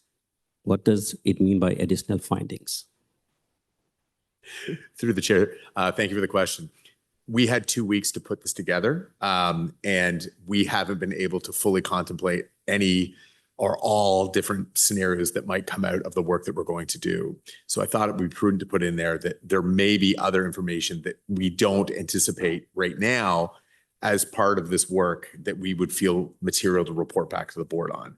I don't know what that would be, but these conversations it's been interesting up until this point insofar that there has been an overwhelming response from not only pool operators, but the general community. And I'm conscious of the fact that I don't know all the different nuances that we can, and permutations that you may run into over the next few months. And so I just wanted to flag here that, if there's something that unique that comes up or something creative, I think it's Trustee Herb mentioned creativity, that we haven't thought of today, that's all it was kind of lending itself toward. It might be that we don't find anything there, but I just wanted to put it in there that it could be something. And I don't know what that is at this point, Mr. Trustee, but I hope that answers your question.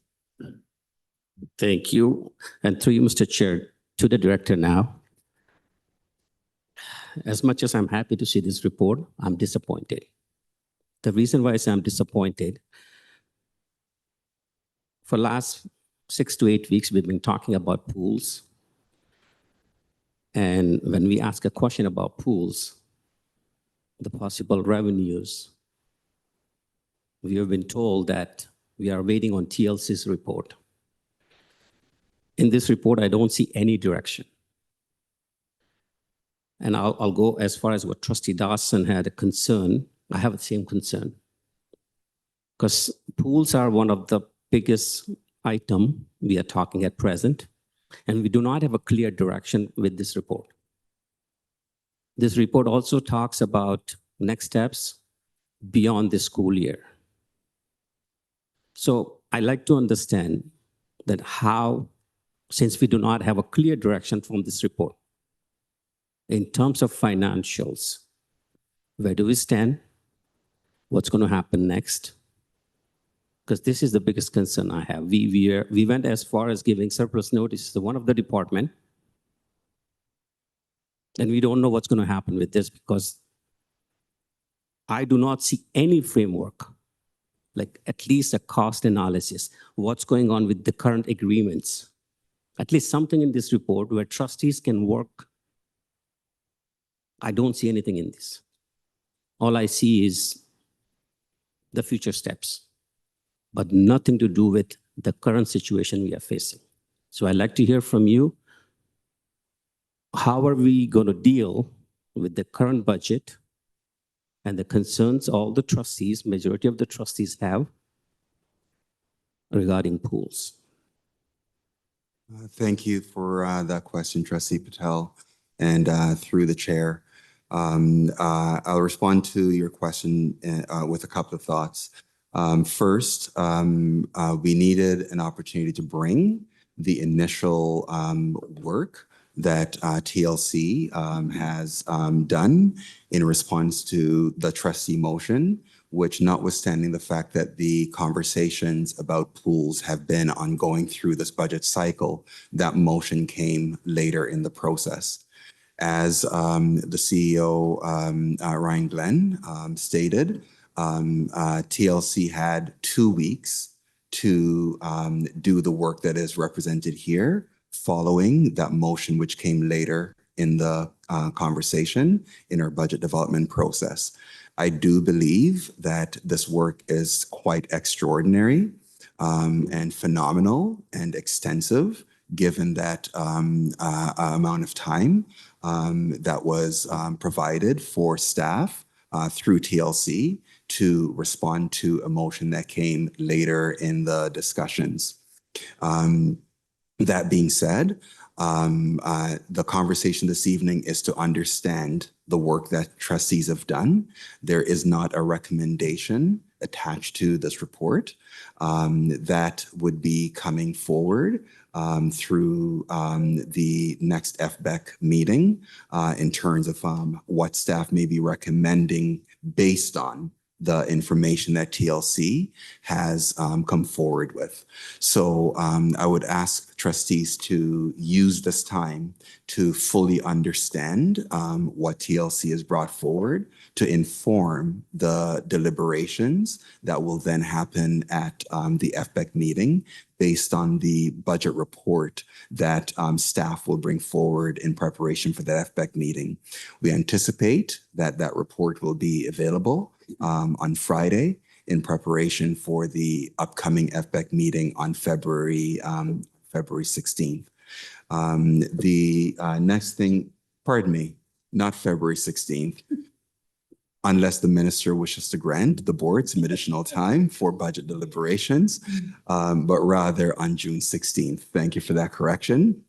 And I will ask AD Zucker to add to this after I make another point, which is this, that understand, I will ask everyone to understand, including the public through the chair, where we started and where we are now. And based on direction that was provided in response to last year's budget development process, received a direction from the ministry to look at all unfunded spending or areas of overspending and so forth. And that's certainly the approach that staff have taken. Pools are not funded by the ministry. And therefore, based on that direction and previous deliberations, this is not a new discussion, as many trustees have stated. This is a discussion that has been ongoing in the TDSB for many, many years. And I appreciate that trustees are finding a way, are trying to find a way forward, as are staff, to make sure that the resources that are available presently for all of our students remain available for our students, and that includes pools. That being said, staff still have a responsibility to present to trustees options for a balanced budget or a compliant budget based on the Education Act and its regulations, and that's what staff has done. The piece that I'd like to add to this is where we started in the cycle was pools were going to be closed. Based on this discussion now and the work that TLC has done, there is an avenue to keep some, if not all, open. And so I would really encourage trustees to again consider where the discussion started and where through the various conversations we have come to now, and to see the opportunity to support a move forward that keeps the resource open. And even if things do not land exactly as they are now, by keeping the resource open, it provides an opportunity to continue to explore possibilities to increase access, increase services, and to keep the resource available for our students. So I appreciate your question, Trustee Patel. But to summarize, consider the amount of time that TLC was provided to do the work, and PPC provides an opportunity for consideration of the information, and then staff will use this information to put forward recommendations through the budget process at FBEC. And I will ask AD Zucker to make further comments. Thank you for that, and I will just reiterate that on Monday, based on the information that is available today, based on the motions that have come forward from trustees, based on the conversations that we've been having with the city and with Community Use of Schools Community Advisory Group, feedback from the public, we will be putting forward a budget motion, which takes into account all of those things. Today's conversation was a really important part of that process, because what it does show is that there was interest from the public in doing this. If they had done this work and there hadn't been that outreach, then we'd be in a different position. So today's, I think, is just a step towards the final process, which gives us an indication that there is interest in leasing these pools, and there is an opportunity to lease these pools for a profit, which then would be able to support programming, which is what we've been asked. Again, that being said, there are still conversations that we need to have and that are ongoing and will continue to happen even up until Monday with our union partner in order to be able to continue to support programming at TDSB. So there are a number of moving parts. This is one of them. This provided a lot of information to staff and hopefully to trustees. That is just part of that culmination of the budget presentation that will happen on Monday. And, Thank you for the clarification. Thank you, if I may, through the chair, respectfully, Trustee Patel, I did feel scolded in your comments. I appreciate where the question is coming from and the need to ensure there's fulsome consideration of all the information and all the options and so forth. But I just wanted to make that comment. I don't believe that would have been your intention. Thank you, Director. Thank you, the Associate Director. That's from my chair.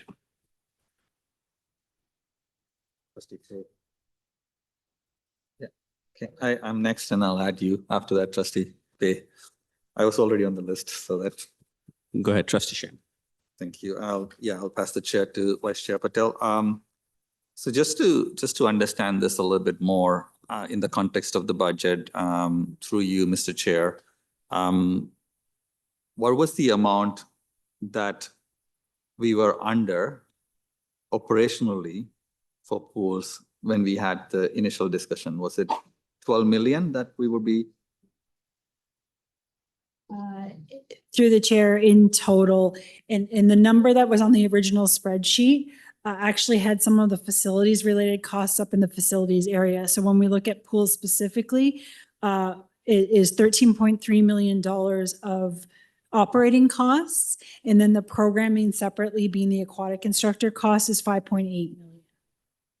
Okay, so this proposal, from what I see and from what I heard from the director, is giving us a sense that we could keep the pools open, which means, even though I don't see the actual details of it here, that through the assessment that's already happened and through the interest that's been shown, that we would be able to increase the revenue by at least 10, 13 million in our forecast so that we can keep the pools open? Or is that how you see this playing out in the budget process?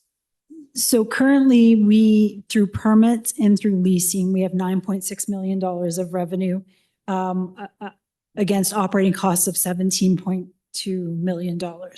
So we'd have to make up that difference, right? And that would cover the operating costs of the pools. That would allow us to keep pools open for community use through the third-party leases and through the city. If programming is to continue, then there would have to be a profit component on top of that. So not just covering the cost, but the profit component that could offset the costs of offering swim programming. So that's the operational challenges. We also obviously have renewal related challenges, which TLC is also looking at, and how do we support, how do we share in those costs, both with the city, with our third parties, and with TDSB, especially if we continue to use the pools to support programming. We do have a component of that usage. So I think the budget will concentrate mostly on the operational costs. So again, we have to make up the difference between 9.6 and 17.2 to be break even with regards to operating the pools themselves. And then we need an additional, if the current numbers were to be maintained, $5.8 million for aquatic instructors or to support the programming. So those are all of the things that we're taking into account, again, in order to provide a proposal to trustees on Monday. Okay, so so about 7.6 million that needs to be made up through, then plus the 5.8 for aquatic instructors.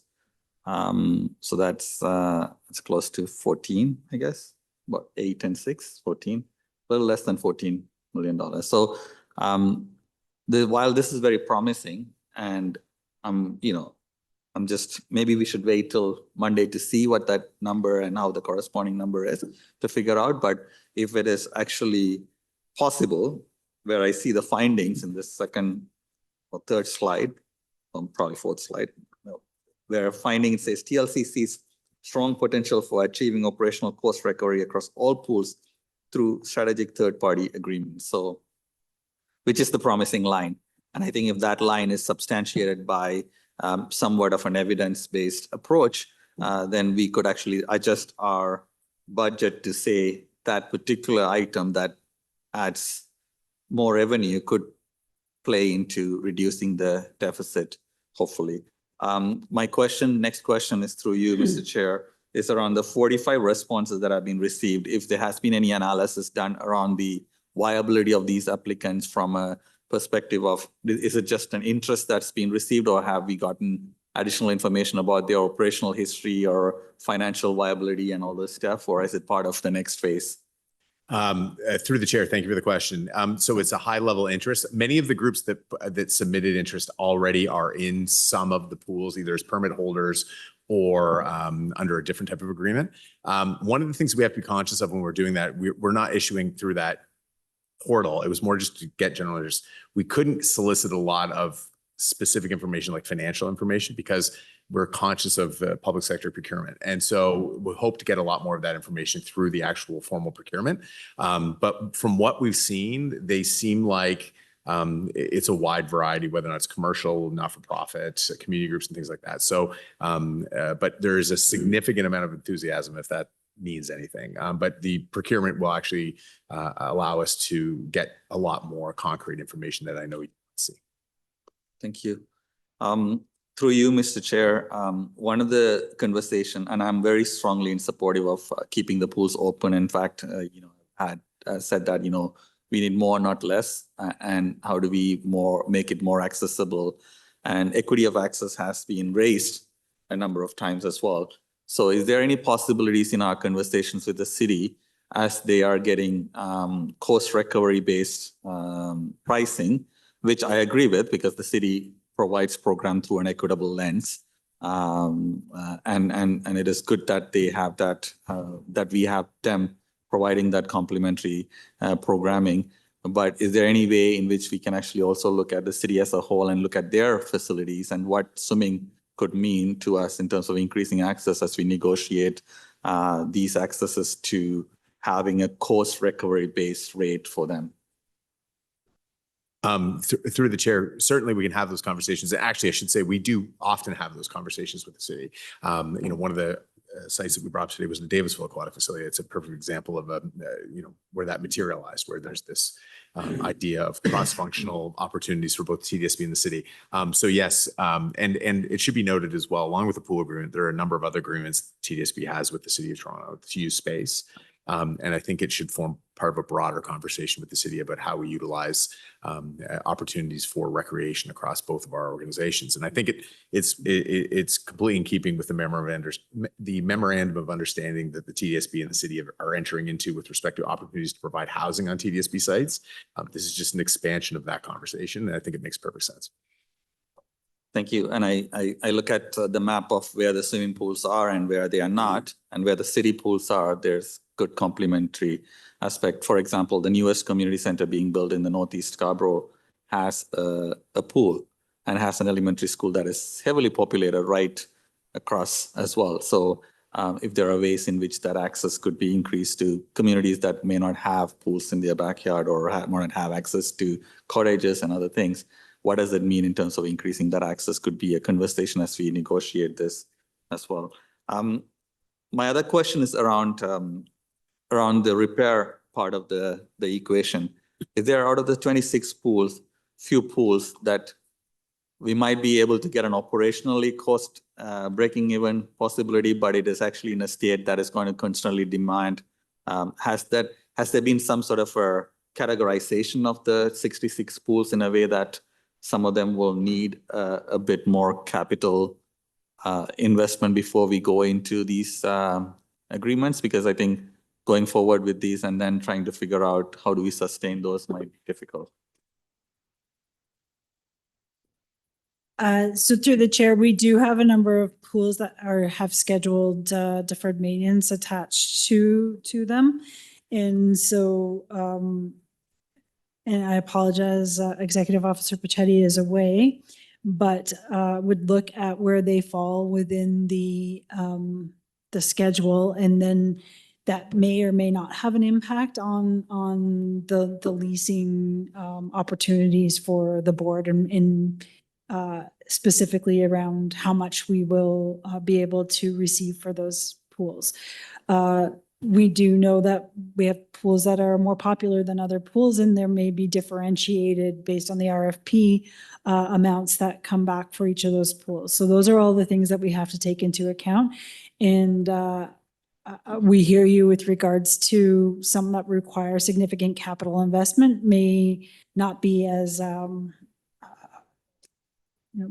people may not want them as much as other pools. And so I think that that's the balance that we have to look at, is how much money do we spend on the capital side in order to entice leases versus how do we invest our capital as a whole and support all aspects of our schools and not just the pools. So it's part of the larger plan, but we'll take that back with regards to, is there something that we need to do in a couple or a few of our pools in order to make them more enticing to lease?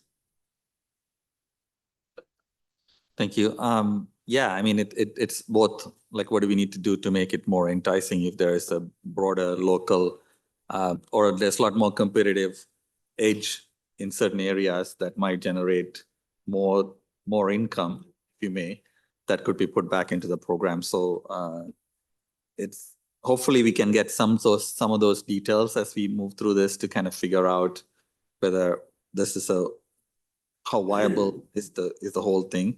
I guess I'll wait till Monday, because I would love to see that this particular injection of effort and energy and expertise is going to help us keep the pools open, increase the access to equitable access, but also looks at ways in which we can not go to other cuts that are being proposed as well. So that's the part of the equation that we need to be able to see, as well as we know we had a few surplus notices that were highlighted in the last meeting. So thank you. I'll take the chair back. Thank you, Chair Shan. I'll pass back the chair. Thank you. I'm going to ask Trustee Pei, and then I'll come back to, if there's no other first-time speaker, I'll come back to Trustee Earhart. Trustee Pei. Thank you, Mr. Chair. Through you, and thank you, Director. Thank you, CEO Glenn, for a wonderful report. Okay, I think certainly this report offered a lot of hope. Okay, but I had to say this. I think swimming is life-saving skill. So learning swimming is a right, not a privilege. So every TDSB student really should learn this skill. My case goes through TDSB. We learn, I asked him to learn at a very young age, whether it's through city program or or using a, TDSB facility. One of the school is called Brown School, public school. As I still have really fond memories. My daughter is, when 5 years old, we go there, have her first lesson. That was amazing experience. I understand we have a budget crush here. So when reading the numbers, so the total cost for our maintenance, the pools, 66 pools, $17.2 million, but it only generate 9.6 million. So we're at a deficit, $7.6 million. So the question I want to ask you, CEO Glenn, is understand we're running this plan on the foundation of equity. When we lease the 27 facilities to the city of Toronto, we say, oh, it really is just for cost recoveries. I want to understand what kind of cost involved for recovery for that lease. Do they really cover the cost during the daytime as well? Or only like they cover the cost when they're running the program, like a weeknight or, weekends? Sure. And I'll maybe turn it over to Stacy, who can elaborate if I miss anything. The current agreement with the City of Toronto is on a cost recovery for the times in which they use it. What we are going to do is that we're going to hire a third party to come in and truly articulate what those costs are going forward. And that is going to form the basis of the new conversations with the City of Toronto to ensure that they cover the time that they're going to use these pools. And we hope that we can expand those times within the pools so they actually contribute more money than they're currently doing under the existing. That's our goal. And so it's really to truly get to cost recovery. It's one, to quantify what that is, and two, to ensure that our new agreement does capture that. And as we go through and the agreement goes out in years, we have a mechanism to increase that amount that's quantifiable so the city can justify paying it and that we can justify charging. I think I don't know what's this lease cycle we're currently at with the City of Toronto. Are we going to renew the lease next year or 2 years later? What's the time frame like? Through the chair, it's a yearly lease right now. So we renew it on an annual basis. We'll have our goal is to have a longer term agreement. So yearly basis, like we're going to negotiate next the lease renewal like September or January 1st? Through the chair, I know Wilbur's on the line. I'm not sure when we renew the agreement this year, but I believe it's at the beginning of the school year. Okay, so that's wonderful. So is that possible? You can talk to City of Toronto because they cannot just pay during the time, because even they don't use the pool, we still had to maintain the pool, right? That's a part of cost. Sure. Yeah, absolutely. That's part of the conversation. Effectively, we're getting into the negotiation points now with this conversation. Right. So okay. yes, that is. I think that's a perfect time right now. Yeah, it is, and that's part of the conversation that we're going to be having with our partners in the City of Toronto. Absolutely. Okay, thank you very much. My next question would be: I understand there's some third party using our pool right now, right? Are those needs also renewed yearly as well? So there's two ways that third parties can use our pools. They can permit them, and they can. I believe we also have two third-party agreements for groups that aren't the City of Toronto to use pools. That's correct. And so as part of those negotiations, those facilities will be included in the overall scope of the work that we're doing. And again, looking at the City of Toronto and their interest, and then two, looking at opportunities for third parties to utilize our spaces. So those sites will be included as part of the overall scope of the work that we're doing. That's wonderful. Also, you mentioned that there are 44 potential, like a lease or tenant, seekers, and they're trying to lease our school pools. Is that possible? You can provide us a cost analysis based on each schools for potential revenue generation, so we can have kind of rough idea for each location how much revenue we can generate, and how much we can really put that back into the pool, which is number one, eliminate the deficit. Number two, we try to maintain those pools, because I know some of the pools, they're really aging. They're built like 50s, 60s. Number three, we need to maintain our daily school programs. Because last year, we guys together just try to fight, to save, I forgot the number. I think it's 88 aquatic, instructors, I guess. I don't know how much it costs. I think it costs us like $440,000 something less than, $500,000. I mean, I think we're debating for days on this. To be honest, I'm embarrassed.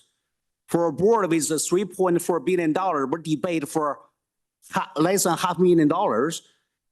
We debate for, cutting 60 schools, aquatic program.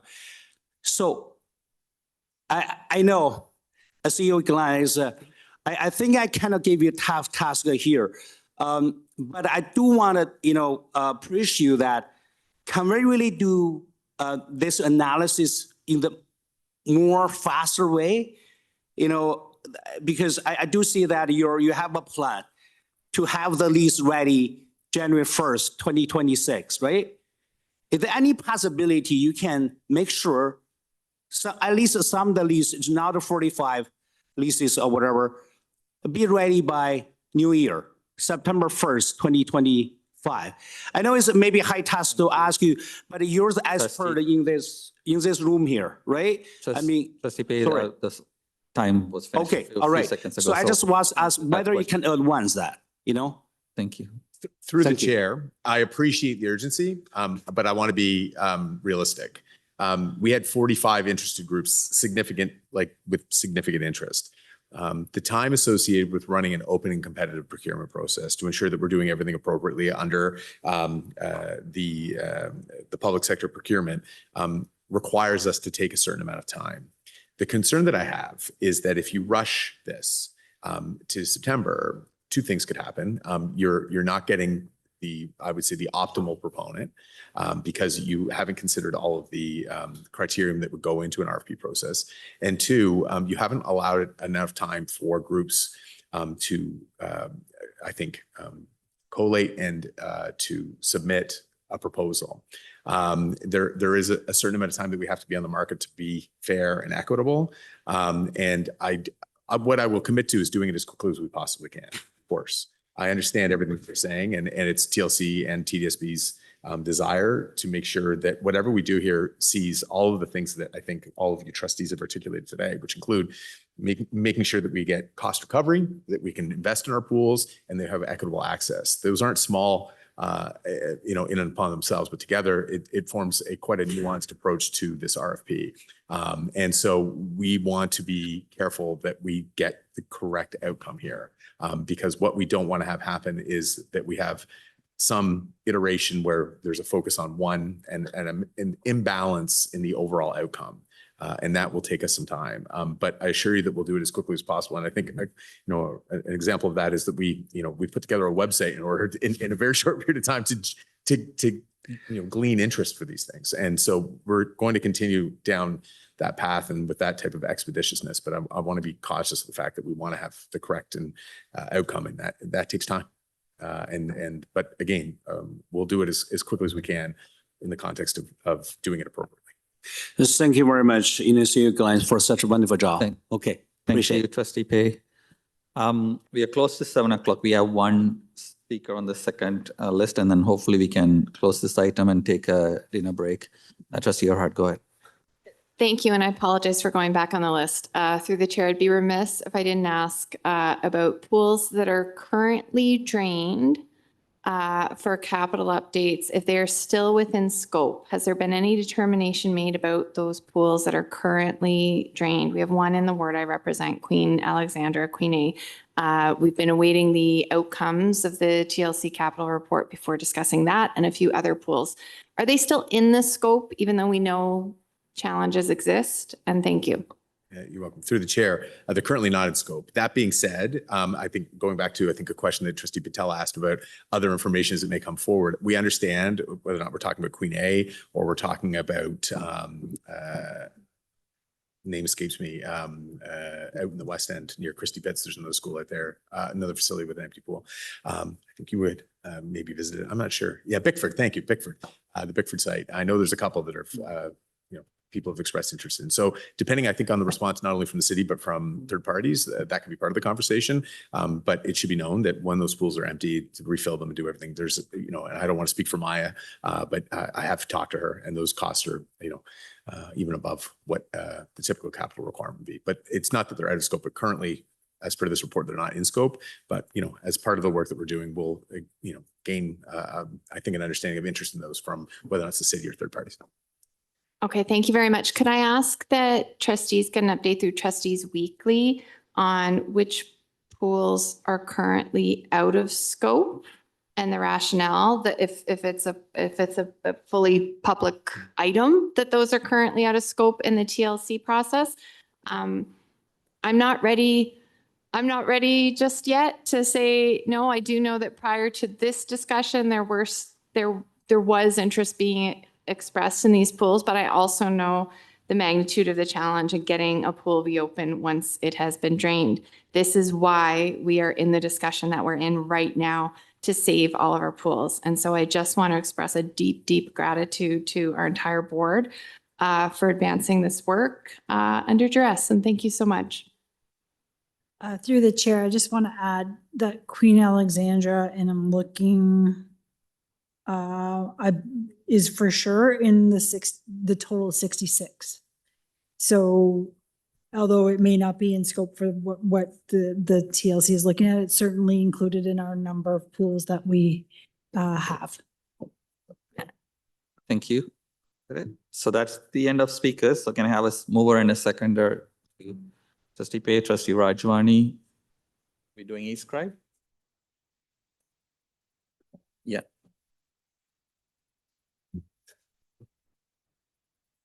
Shan in favor. Trustee Rajwani in favor. Raj in favor. In favor. Patel in favor. Just 1 second. Trustee Erhard in favor. Press Pay and Rajwani. Dawson in favor. Trustee Gills in favor. Nanziara in favor. Wong in favor. Ludovic in favor. In favor. Trustee Klein. Klein in favor.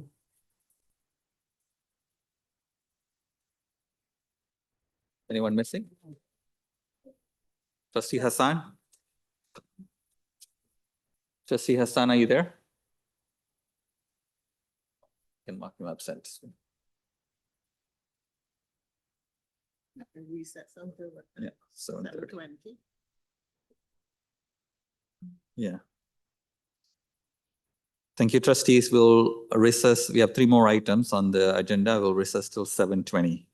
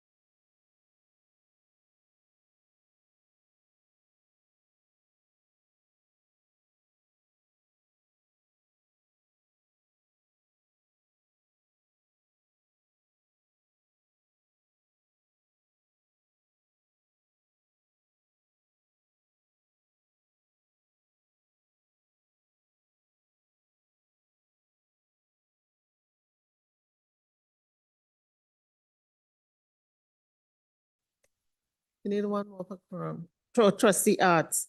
Are we good? That's good. Okay, trustees, so we are resuming the meeting now.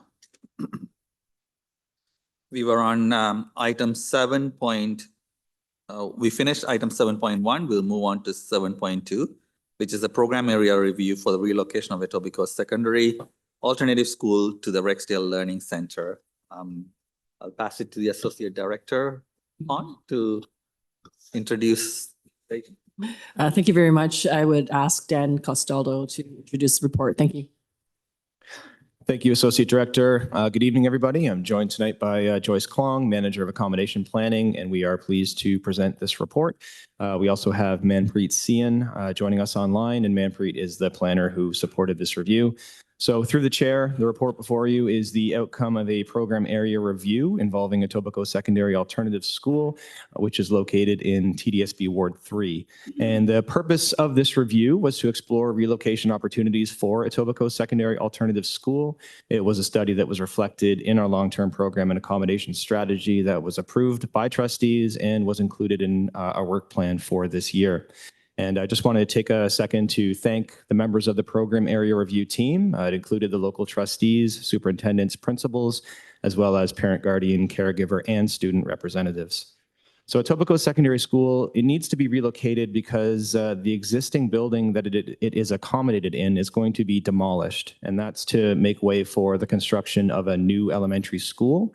And that new school was approved by the province in March 2024. Through the Capital Priorities Program to accommodate significant elementary enrollment growth in the Etobicoke City Centre area.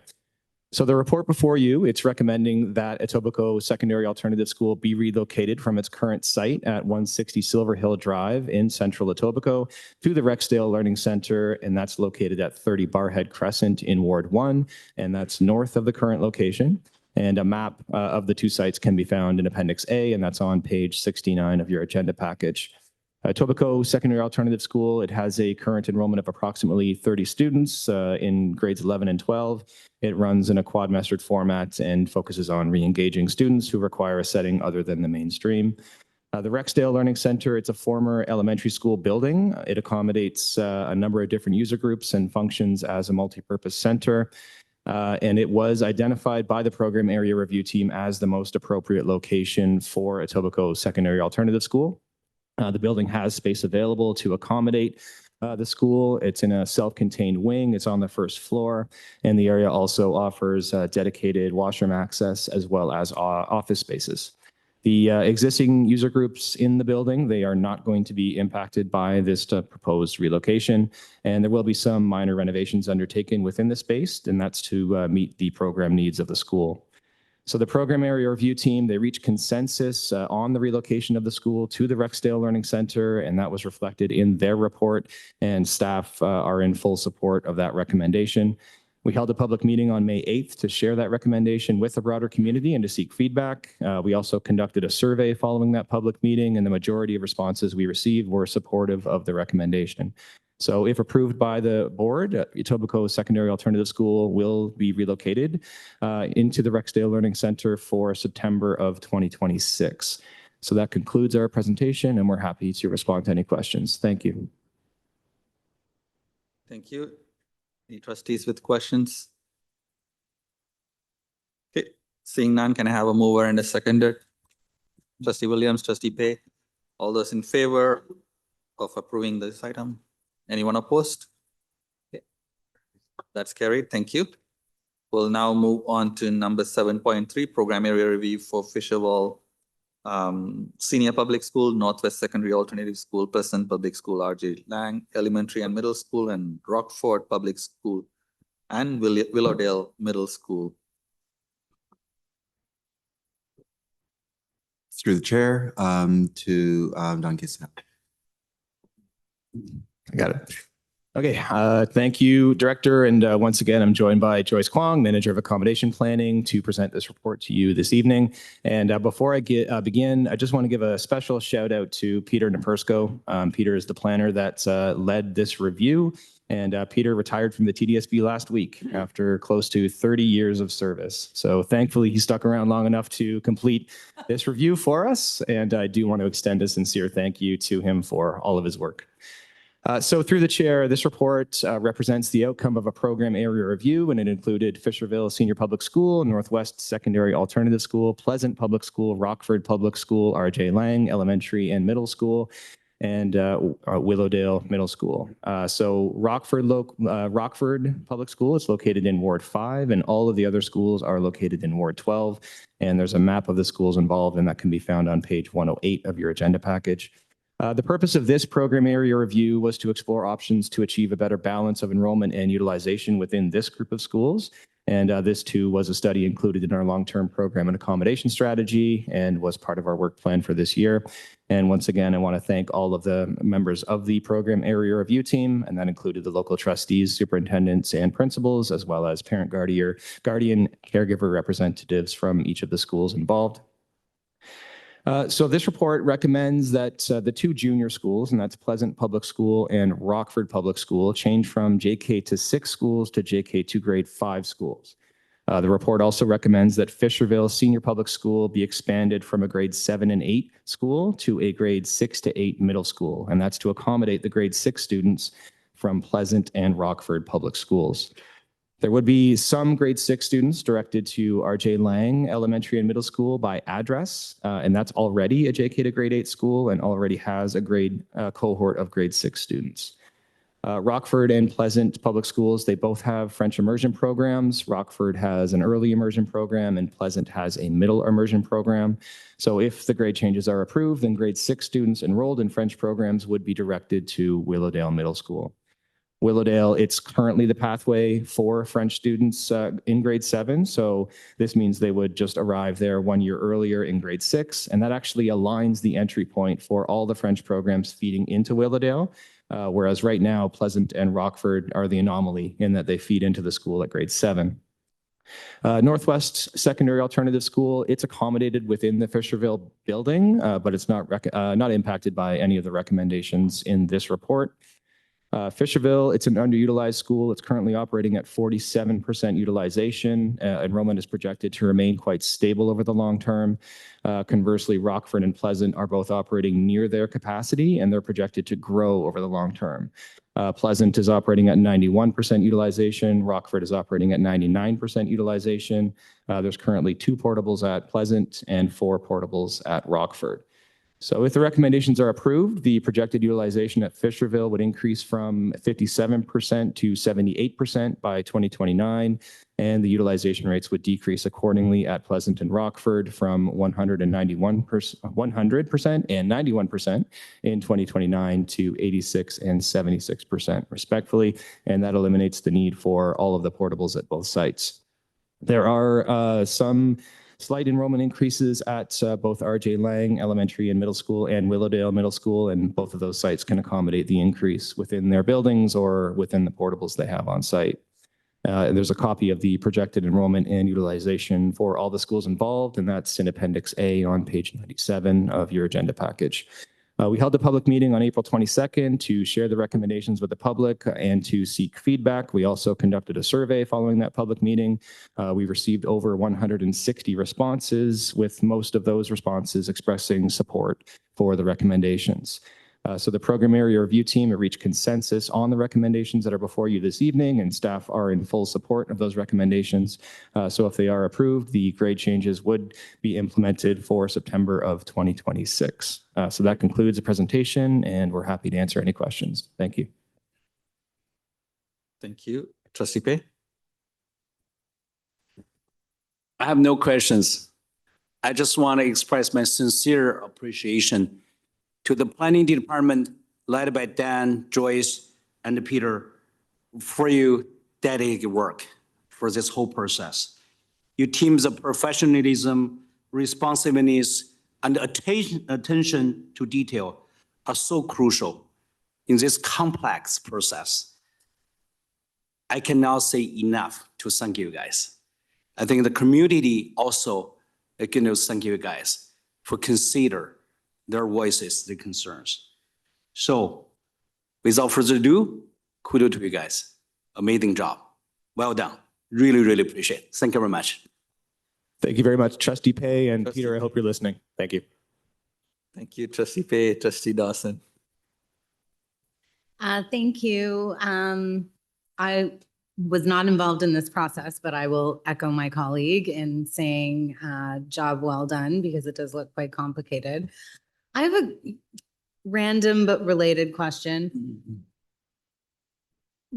We seem to be, I've noticed in some of our reports that we keep changing the names of schools. And I'm just wondering, senior public school to middle school, how many of these kinds of changes do we have across the board? Because there was Carlton Village, a few others that were proposed a while ago. It seems a bit like semantics, those names changes. So I'm just wondering a bit about how many of them we have that are just changing that end part of public school, middle school, whatever. And thanks for the question and through the chair. So every time we go through a process like this where we are changing the grades within a school, we would like the suffix to align with those grades. So we would typically refer to as a senior school as a school with grades 7 and 8 only, whereas a middle school would be inclusive of grade 6. So what we're trying to do here is just align this suffix with the grades that are offered. I know it seems like a very trivial change, but it is something that does require the board to approve, and that's why it is here as a recommendation. Other changes associated with Carlton Village, those were quite similar, but they had to do with the themes through the elementary academies being removed and restoring that school to its original name. So again, it's just aligning the suffix of the school with the programs or the grades that are offered to be transparent and provide clarity to the public as to what they offer. Thanks. Okay, thanks. And in building on that, there was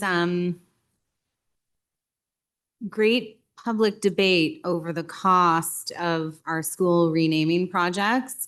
And so I'm just wondering, will the cost to change these suffixes be the same as renaming a school? Through the chair, no, the cost to change these suffixes is quite minor. The cost to completely rename a school was much greater, and that was just due to the significant changes to signage that needed to be made, including those that are on the boulevards, the electronic signs as well. This is quite low in terms of cost, and the exact amount escapes me, but if I refer back to the academies, it was in the matter of a few $1,000s. Oh, okay, thank you so much. Thank you, Trustee Dawson. Seeing no more questions, can I have a mover and a seconder to approve this? Trustee Williams, Trustee Pei. Please scribe or we vote? Show of hands. Can I have all those in favor? Raise your hands. Anyone opposed? Okay, that's carried. Thank you all.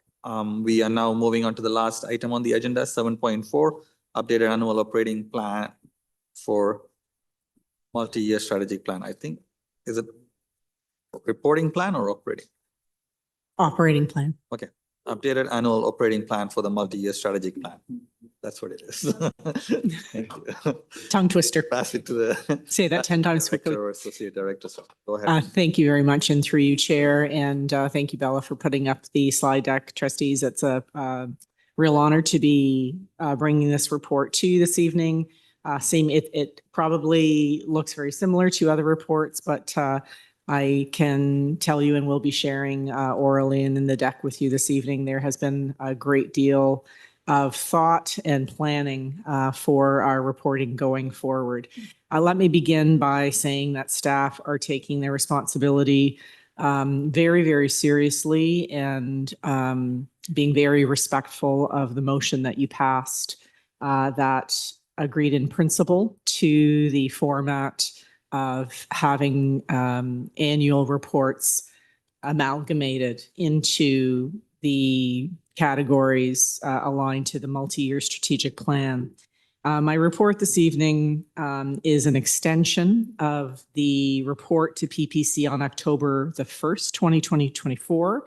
And I'm wanting to give you an update on what staff have been building in regards to IT tools, say that 10 times fast, to enable strong reporting back to you over the course of the many months of next year. And that we're going to be focusing on data and evidence, both qualitative and quantitative. Next slide, Bella. Thank you. So the intention of this report, that will be an annual report, is to be providing monitoring updates of your new multi-year strategic plan. And I want to showcase some subtle enhancements of our planning to better our monitoring.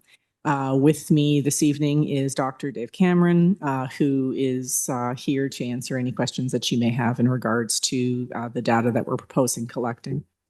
So next slide, please. Thanks, Bella. Background, right? So we know that the Ministry of Education really has changed how district school boards are being asked to focus. And they've outlined key performance indicators through the Student Achievement Plan, or the SAP, as part of the Better Schools and Student Outcomes Act. We must be uploading data based on those KPIs to our website annually, as does every single board. In December, we brought forward to you, and you approved in principle, a multi-year strategic reporting plan. And in that plan, at the time, Interim Director Stacey Zucker analyzed all of the annual reports that the staff generated and proposed an amalgamation of some of these reports continuing as annual reports and others being combined because of their themes. So this report provides you some information on what our next steps were to make that plan. Next slide, please. In the report, I'm wondering if you noticed it had a bit of a different look and feel. We are wanting to, again, be responsive to the Board of Trustees in your request to us to make our reports crisper, easier to read, less dense, and shorter. Because reading a 50-page report times 5 items on an agenda or 7 times on an agenda becomes very overwhelming, and we appreciate that.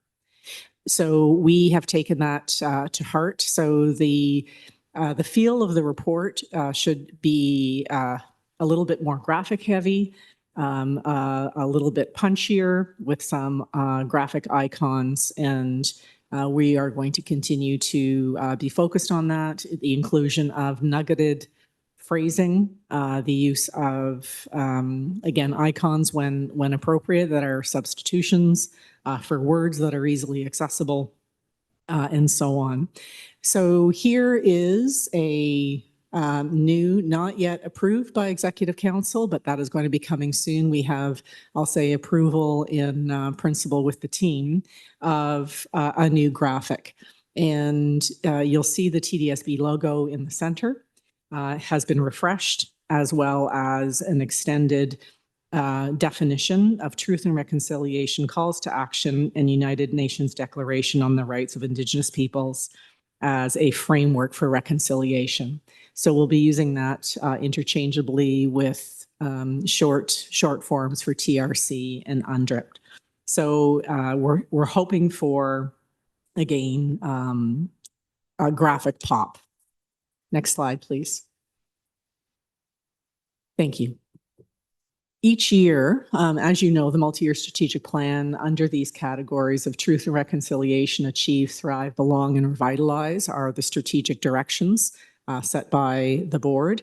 And the original document of the multi-year strategic plan had very high-level statements in our report in October, and as echoed here, what we are doing is focusing in very specifically for next year on an element within the many goals within the multi-year strategic plan. We're trying to be more precise so that we're able to focus our work in leading complex system change. One example is in regards to Achieve. The Achieve statement from the multi-year strategic plan talks about improving outcomes for all students. What we made tighter is that we're setting our goal statement to say we'll raise the literacy and numeracy achievement of all students and close disproportionate outcomes. So aligning to the ministry KPIs on literacy and numeracy, wanting to really enshrine our professional development practices, build cohesive knowledge on and coherence on pedagogy, and clearly focusing on closing disproportionate outcomes. Next slide, please. The report outlines the KPIs from the ministry. Those are not new, and we've categorized them under each of the strategic direction. We put a new icon to newly created board indicators that we're going to be reporting to you in our reports over the course of next year. These are only samples. The full array is in the report itself. And I'll just go over one as an example. So for Achieve, not only are going to be reporting on EQAO and so on, but we're wanting to focus in on and report to board the percentage of elementary students who meet or exceed benchmarks in SK grade 1 and 2 in early rating screeners. So why are we doing that? Because the KPIs as cited by the ministry are often lag indicators, and they will be very, very challenging to show progress through time. We wanted to be empowering our schools to be looking for real-time data and be reporting that to you. So each of the board indicators were well debated and thought through for that purpose. The report also indicates that wherever possible, we are going to take all of the KPIs, or as many as we possibly can, and disaggregate them. Because as is very important in the multi-year strategic plan, there's a foundation of equity. And everything that we do needs to be thinking about closing disproportionate outcomes and having all students achieve their greatest potential. And we know there's disproportionality in our outcomes, so we want to be watching that and be challenging ourselves and asking our leaders, how are we making sure that we're differentiating the support, the teaching and the learning, and the work that we do to close those outcomes and make sure all of our students succeed. We also feel that the board indicators are getting us closer to the desk. And all that we're doing, we're thinking about what we're doing at the system, what we're doing in our classrooms, as well as for our students. Next slide, please. Just wanted to talk a little bit about accountability. Just wanting to, first of all, give you a sense of the due diligence that we have engaged in. The agreement from the board in principle to be reducing really the number of previous annual reports we again took very seriously. We went back for 5 years and we pulled every single report that we shared to the board, and we categorized them as closely as we could to the 5 strategic directions. And then our research team analyzed them using artificial intelligence to extrapolate themes. We analyzed them for board resolutions and commitments. So we're wanting to make sure that we are not losing key information that has been previously reported that we feel is relevant to the new multi-year strategic plan.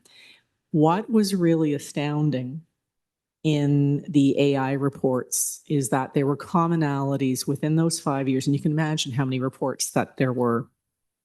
And the commonalities were things like that we reported on equity.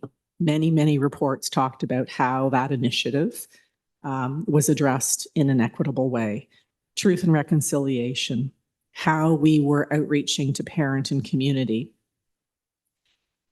how we were elevating student voice, what were our high expectations, what evidence-based practice were we implementing, and what were our monitoring methods.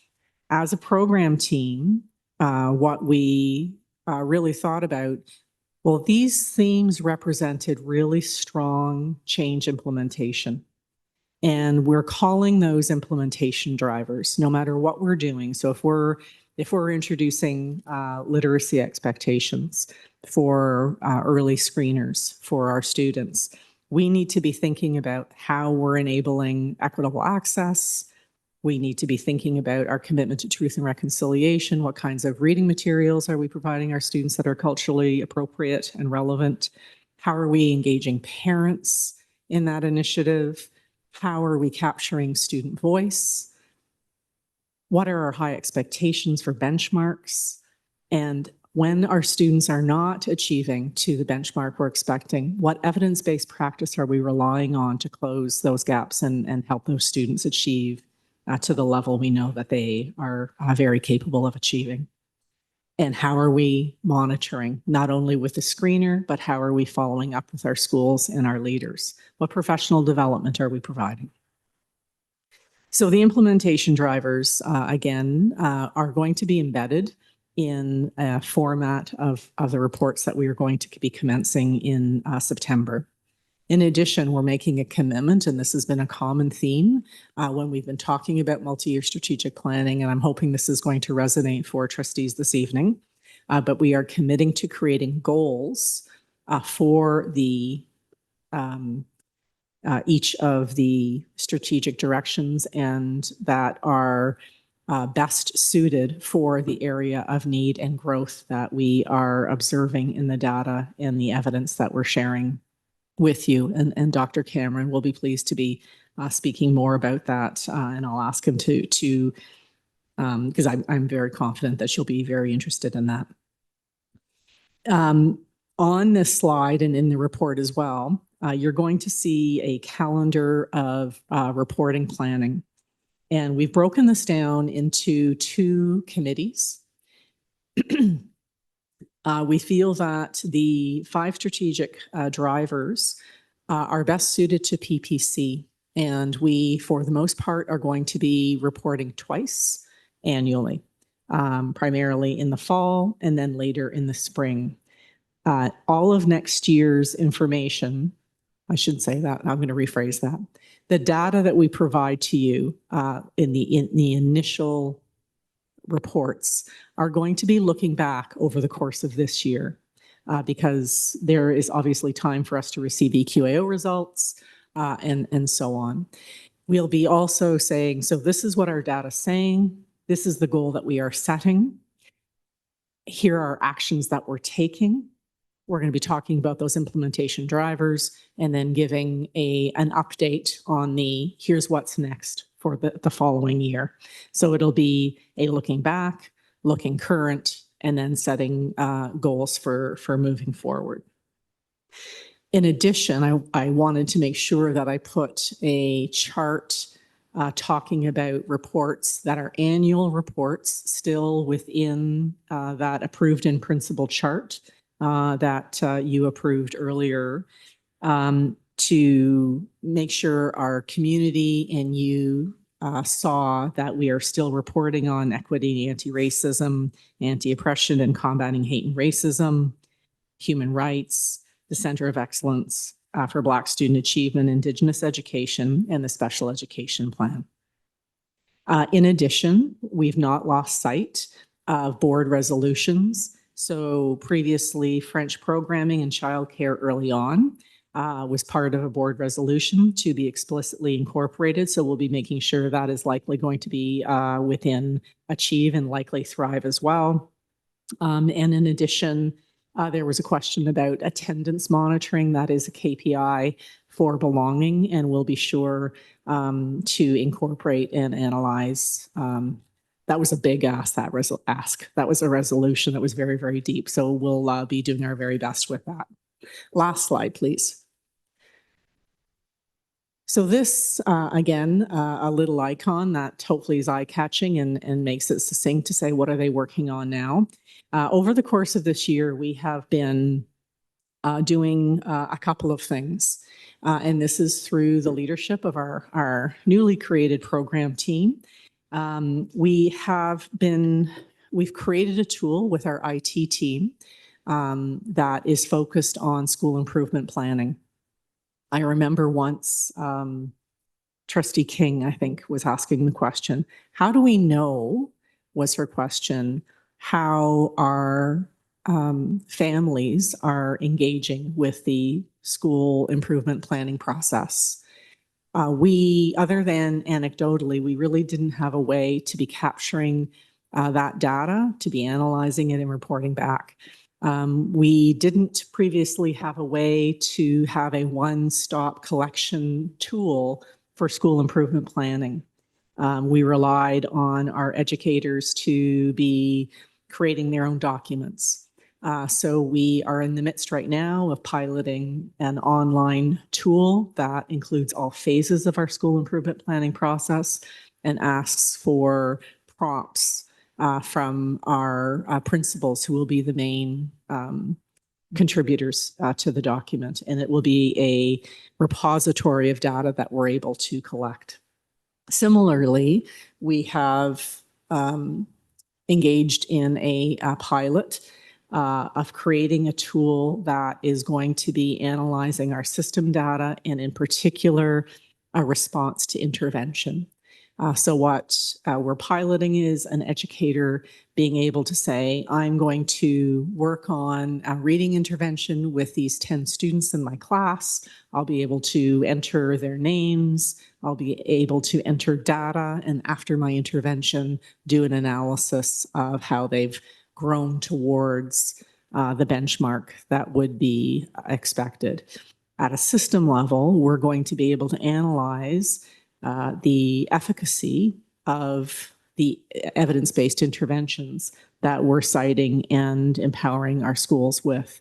And what we're really interested in doing is also comparing different interventions, the conditions that are necessary, and again, make our pedagogical decisions, investments, professional learning aligned to what our data is saying is making the best difference for our students. And with that, I will stop. There's more information in the report itself, but I just wanted to give you a quick overview of what is there, and I'd be happy to answer any questions, receive any always good advice from you, and to be continuing to guide our way forward. Thank you. Thank you. I have 3 trustees so far, Trustee Laskin, Trustee Rajwani, and Trustee Dawson.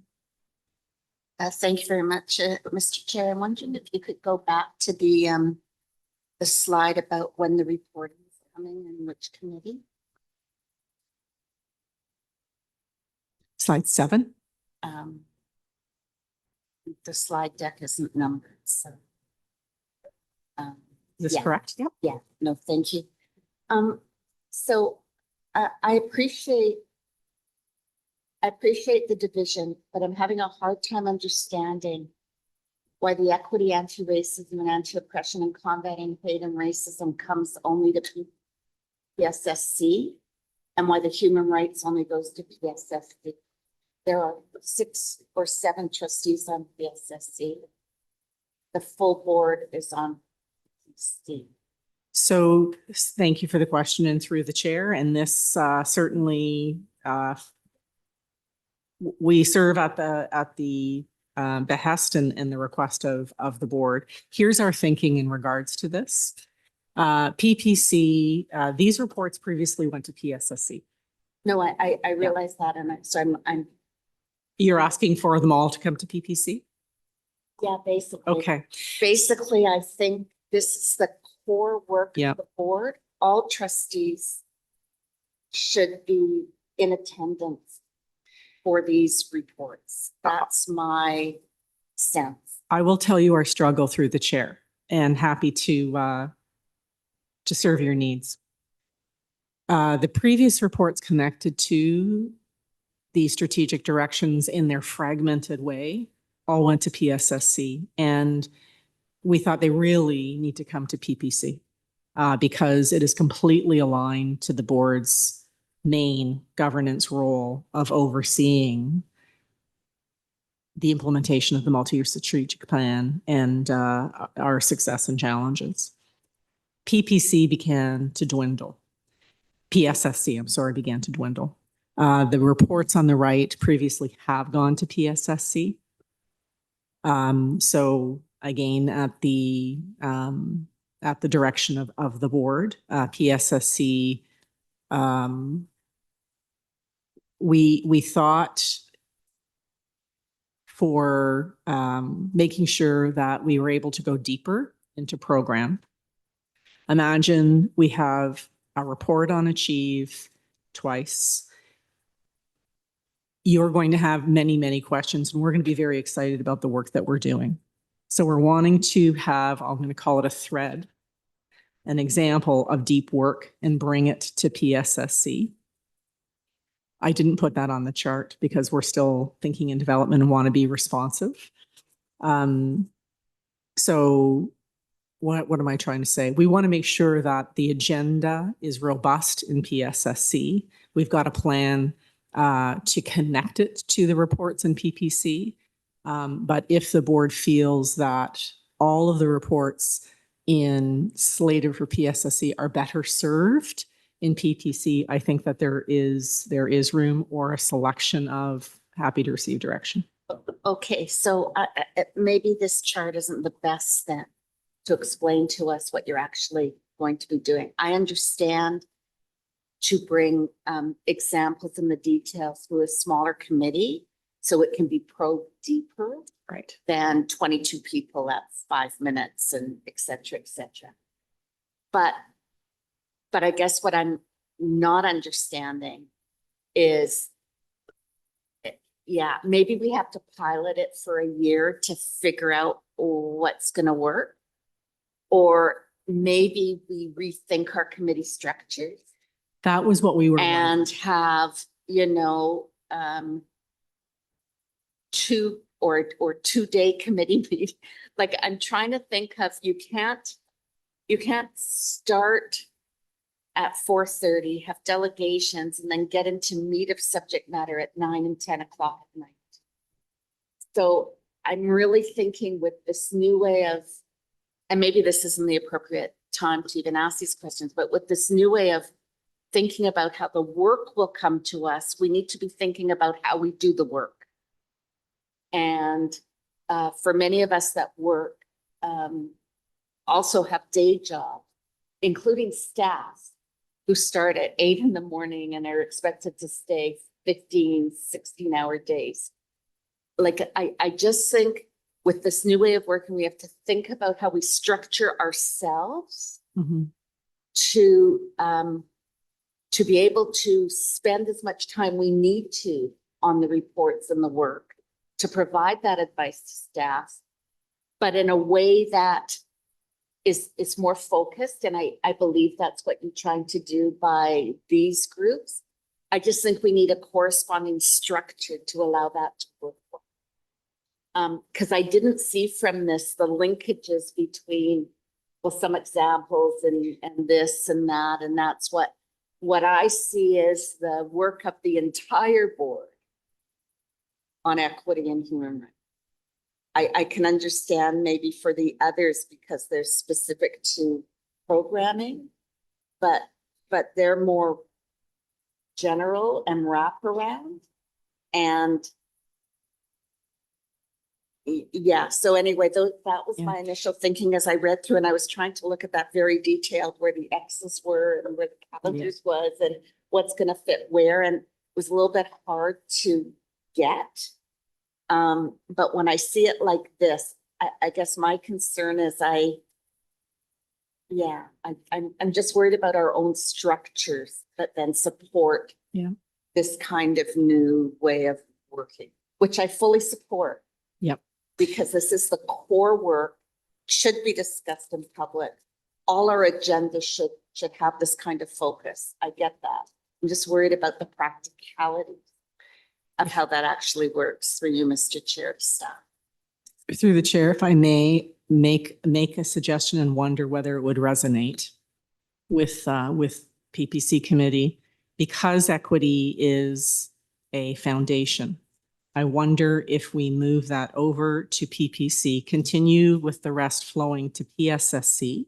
And staff would agree this needs to be considered, and piloting is a good idea as we try our new way of operating.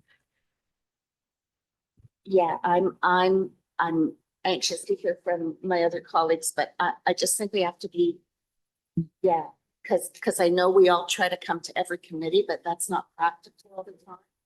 So the broadest subject matter we should all be in the room for. Thank you. Thank you. I have Trustee Dawson. Thank you through the chair.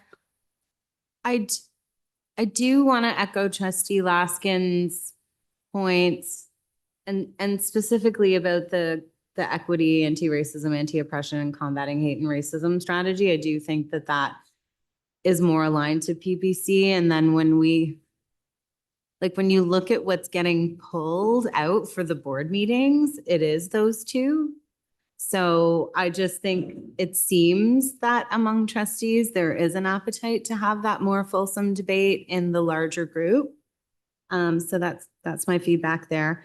Under achieve, I was wondering if you could explain a little more about what early reading screener looks like and how that will be reported back. Thank you, and through the chair. So there's an expectation from the ministry that all students from senior kindergarten to grade 2 engage in a screener. If students pass or meet the expected benchmark, they don't necessarily have to be screened again.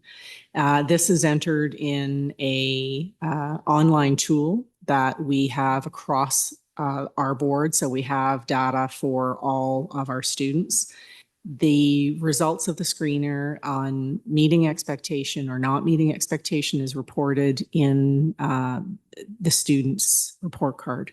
So we feel that is a good indicator for us to be sharing as an in-year data point. For us to be thinking about where our resources are, where our students who are needing perhaps additional support, and to be aligning our professional learning for areas of need. Okay, thanks. That's helpful. And I know we have math learning partners, but has there been any additional funding source provided by the ministry for literacy partners? The funding has maintained for both our literacy early reading intervention teachers as well as our math learning partners. We're wanting to leverage both of those highly talented, skilled educators and to be very much in tune and providing clear direction about student caseloads, what we're asking for professional development from them with our schools, and again, gathering evidence and data to be assessing the work that we are doing collectively. Okay, thank you. Thank you. We have Trustee Rajwani. Thank you, and through the chair, I'm very happy to see the achieve piece on here and the new board indicators that have been included. And I appreciate the need for all of the data pieces and data points to help tell our story. And I'm happy that you're open to some thoughts as well. And I want for consideration as we're going through this, as literacy continues to be a gap across many of the schools that I've visited, I'm trying to understand opportunities to partner with other organizations within community that understand community, that can help provide reading resources, whether it's time and knowledge of volunteers that can be provided, or after school programming. Because some of the barriers that I do see is households that may not have time to read with their children, or they themselves may be learning the language at the same time as their children are. And so I'd like to hear more about that piece, if it's relevant now or at a future date. And I'd like to see opportunities. I'll be planning a literacy night in the fall as this continues to be a priority, and how we can collaborate more with TDSB staff on bringing some of these plans to fruition at the grassroots level. Through the chair, thank you for that question. And trustees, I want to express my gratitude for you approving in principle a new way of reporting, and the strength of the multi-year strategic plan that we're using. The program team is not working in isolation. And what is really exciting about the work that we're doing is we've created a table with all departments and the leaders of all departments, because you cannot work on the achievement of students thinking I'm just going to be talking about literacy and numeracy, and I'm talking to these 4 central leaders. To your point, we need to be thinking about parent and community engagement and what happens outside of the school day, and setting goals and being aware of how many partners do we have, where are they, what mental health supports do we have to create conditions to be supporting the achievement of students in reading and math and numeracy. So in our planning table that happens monthly, and we have a smaller team that meets weekly, we are starting by sharing the brilliance of the work that is happening in each department. Currently, not all siloed, but there's much deeper opportunity for cross interwoven planning. So our commitment is to be thinking an integrated way,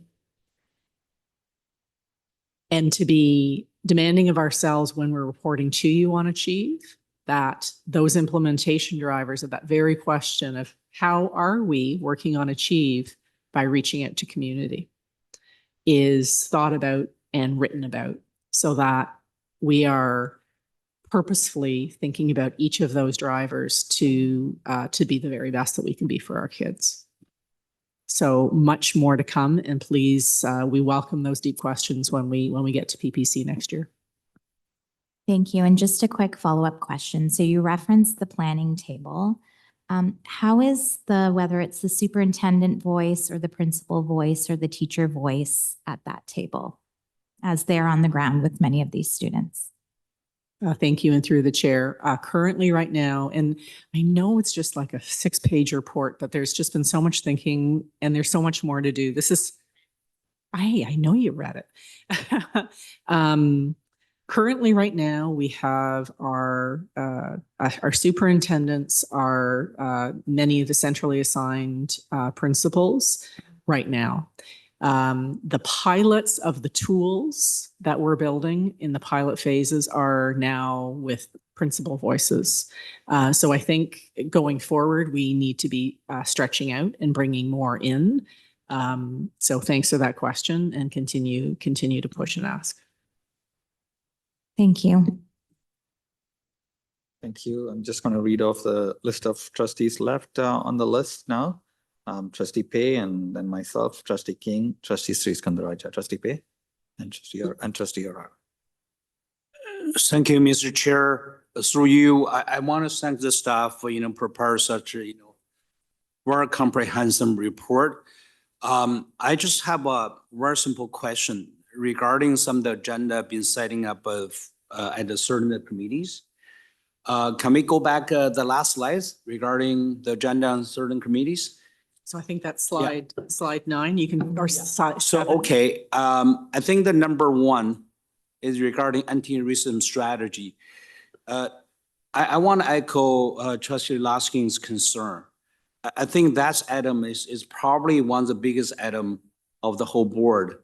This one really should be discussed by all trustees. So I don't think it's really appropriate to just put on PSSC, which is really about the program and the school services. So I would really highly recommend the staff considering, put that item back to PPC.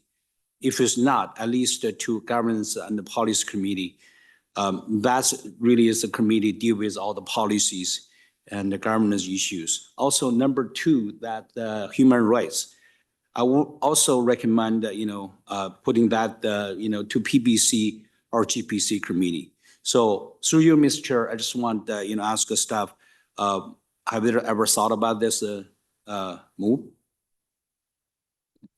Thank you, and through the chair, Trustee Pei, I completely agree that equity, because it's a foundation, makes very good sense to go under PPC. We will make that change. If I may take your recommendation for human rights under advisement, we need to look at PPC and the calendar over the course, or sorry, PSSC, over the course of next year. And let me please connect with Mehjabeen Ibrahim for that conversation. Echoing back to the discussion that Trustee Laskin brought to the floor, I think that this would be a good conversation after a period of time for trustees to be thinking about how committees are organized and what is their purpose. So thank you for the suggestion. Okay, assuming the chair, so basically the answer is we're gonna do a pilot next year for the human right subject under PSSC, right? So we're going to move equity to PPC because it does fit into. Yeah, equity, I understand. Equity go to PPC. What about human rights? Are you okay putting that back to a GPC? Thank you, and through the chair, I'm going to take that under advisement. Trustee Pei, talk to staff who are responsible for the report. I appreciate it. I really appreciate it. Thank you very much. You're very welcome. Thank you, Chair. Thank you. Can I pass the chair to Trustee Williams? That's okay. Thank you. Go ahead, Trustee Lushan. Thank you. I thank you again for this. And I think as we discussed this earlier, I remember it's always good for trustees to know how well we are doing around our multi-year strategic plan. This again gives us that focus and takes us through that lens. My concern is a few things here. One, as I mentioned in the last discussion, these are mega reports. And our timeline of posting on Friday and having the meeting on Wednesday would not work for these mega reports. So at least for some of them, if we can say Wednesday to Wednesday or this 1 week, because some of us have day jobs and weekends are, so you get it. So I think it's important to kind of create a timeline for these reports in a way that is useful for us. That's one thing. The second thing is I look at the months and I can't picture our calendar because I know the cycles are not always like month by month.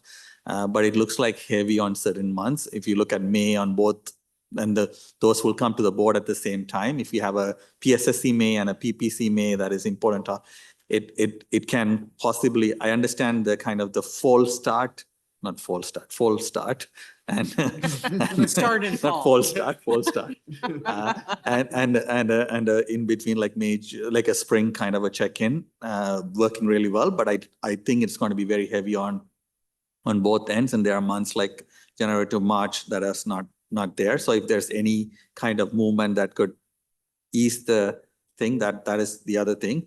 The other piece I'm very curious about is that achieve, thrive, belong, revitalize, maybe not, but achieve, thrive, belong, truth and reconciliation.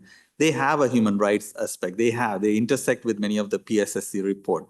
So I'm more interested in knowing how some of those broader themes are actually being informed by these other reports as well. So while I agree that equity should be moved and it's important, but I do want to know like how is achievement and that comparing and raise some piece connected. So the more we can actually know what the template of the reporting would look like, the more comfortable I think we will be that these topics are being covered in PSSC because it's the traditional route, but achieve without human rights discussion doesn't make sense to me, for example.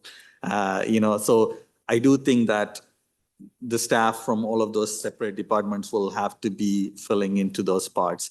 And while I see the KPIs listed, stats alone do not do justice to things. So what else, how much time will you have in addition to the stats to have a bit of an analysis?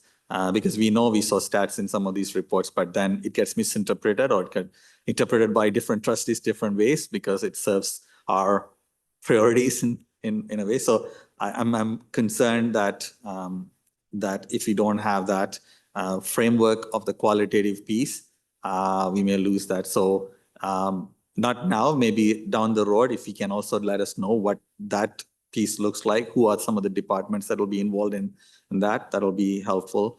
I did talk earlier when we got this information that thrive and belong are on the same timeline, which makes sense. But if you think about interconnectedness, all of them interconnect in some way or the other. So as Trustee Laskin probably mentioned, we might have to pilot it for a year before our term finishes, I guess, to get some learning and then maybe revisit. Because some of us had fear that some parts of it's not like we are looking for less information, but we are looking for more relevant information for decision-making purposes that also can give us a bird's eye view of how we are doing on our multi-year strategic plan. So if it's 5 years and each year we should be able to take all these mini reports and put it into a big report that tells the story of TDSP for multi-year strategic plan at the end of June, because that's what we would have been doing as well. So I know it's a bit of a rambling or kind of a continuous talk, but I just wanted to say that timeline around how much time we get to review, how substantiated these reports are by quantitative and qualitative analysis, and then also looking at intersections of these topics to be brought into those broader themes of multi-year strategic plan would be helpful. Thank you. Thank you for those ideas. I was taking notes, Chair Shan, and I will just say again, we are doing our best thinking to give you the best product to fulfill your obligation, and your feedback will continue to refine and make sure the report gives you what you need. So please know this is an absolute dialogue. Trustee William, I'll take the chair back.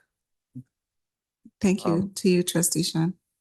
So I have Trustee King, Trustee Sri Skandaraja, Trustee Yorhad, and Trustee Williams. Trustee King? Thank you, through you, Chair. I have a couple of questions and a little bit of rambling as well for staff. First question, can you just clarify for me? I wasn't clear on when we will begin to see reporting on the 24-25 KPIs from the ministry. Thank you. And through the chair, we are actually just about to upload that, and I'll invite Dr. Cameron to talk about the standard report that gets uploaded to the website and the data.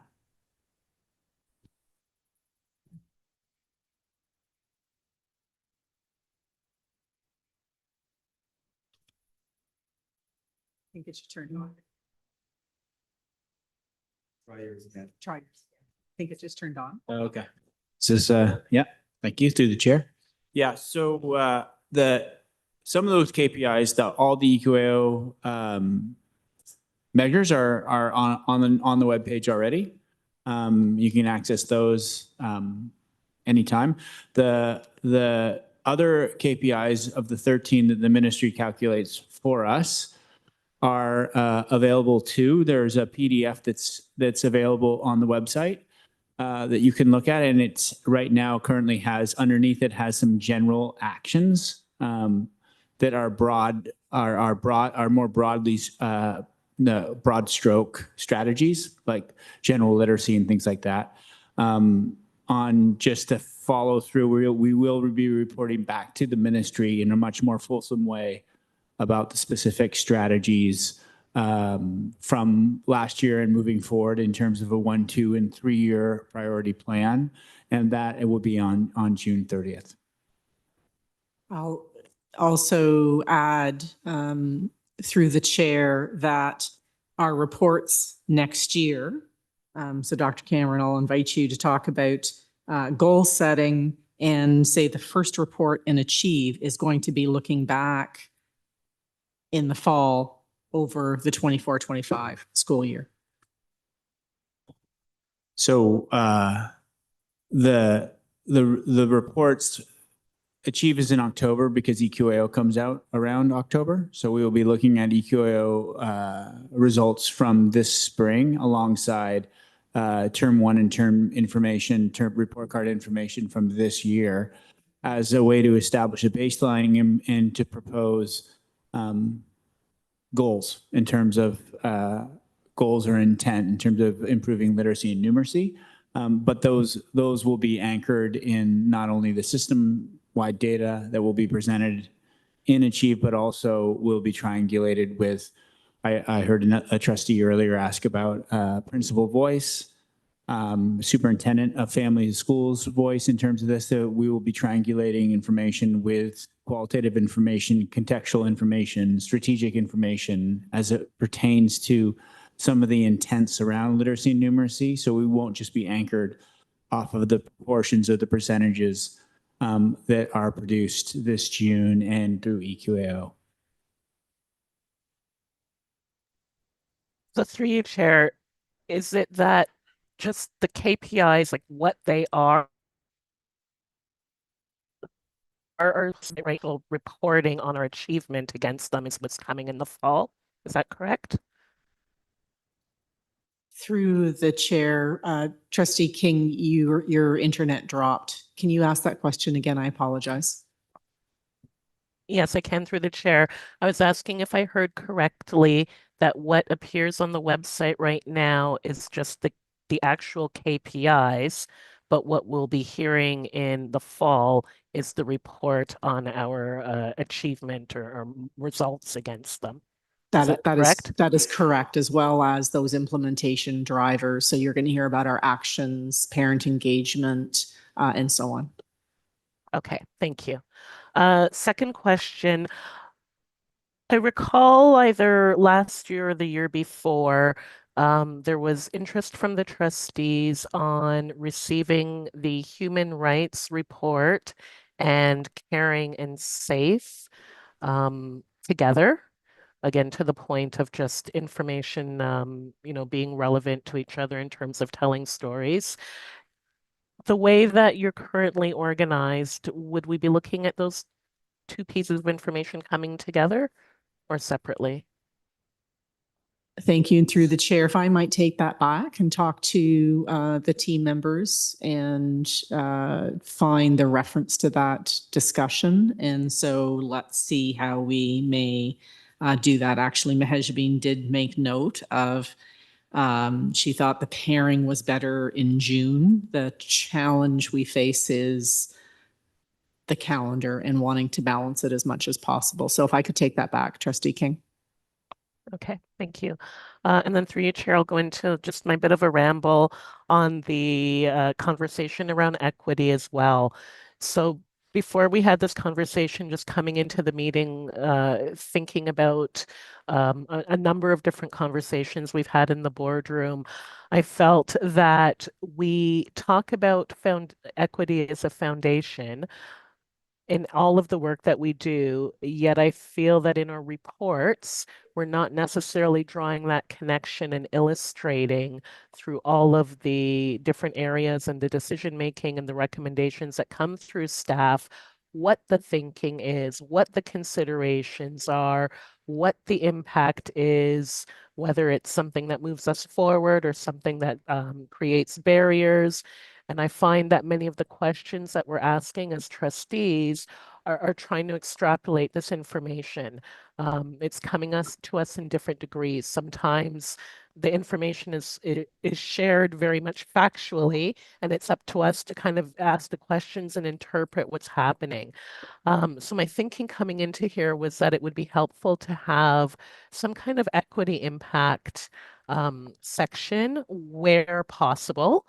I understand, we're not the city of Toronto. We're not the kind of organization with the resources to do full equity impact statements on everything.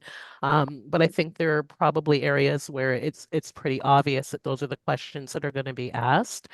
So that was my thinking coming in, and now we're talking about possibly, a whole equity report coming to PPC, and maybe that's the right way to go. Maybe it's not. I'm not sure.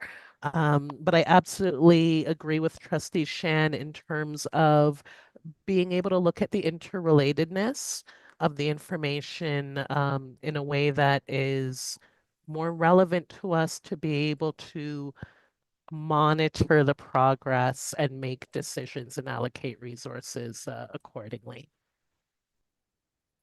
Thank you. And through the chair, I wrote notes as you were speaking, Trustee King. And we agree that equity must be, we see it as an implementation driver and needs to be a thread throughout every single report, as well as in the earlier report approved by the board, it is, you asked for it to be a standalone. So we think it's both. Yeah. Thank you. That's all for me. Okay, thank you, Trustee King. Trustee Sriskandarajah. Thank you. Through you, Mr. Chair. That's sort of completely different than what my colleagues have been discussing, just to switch gears a bit. I was really interested in the conversation that was had, or the point that was made by staff, that their use of AI in being able to compare reports. I feel like we jumped so far into the future. I remember when I first joined the board, how difficult it was to get access to old reports, have answers to sort of these comparative questions over time. But now we are where we are at, and this seems much more easier. So I just wanted to ask staff, Mr. Chair, how do we foresee the use of AI in the work that we're doing, especially when it comes to these reports, when it comes to the monitoring, when it comes to being able to have more of a comparative lens to the things that we do? I'm just very curious at how staff see this being integrated. Thank you. And through the chair, AI helped us create the new framework of our template. Through the leadership of Executive Superintendent Pangiotopoulos, we said, we really need to make our reports easier to read. And she engaged AI to look at many, many different sectors, and we picked the best. So that is one example of how we're using it to make our work stronger. We use it to analyze what we're writing, on whether we're being succinct, to help us in the analysis, as some examples. I think that the use of AI and its intersection with how it is going to enhance teaching and learning needs to be a centered conversation for the program team and involve educators across the world, really.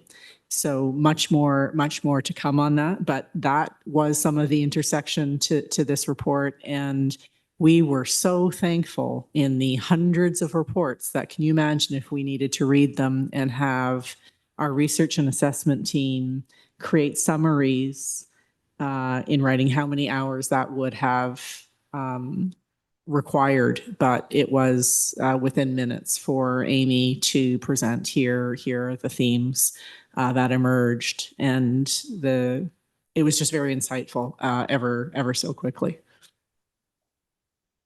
Thank you.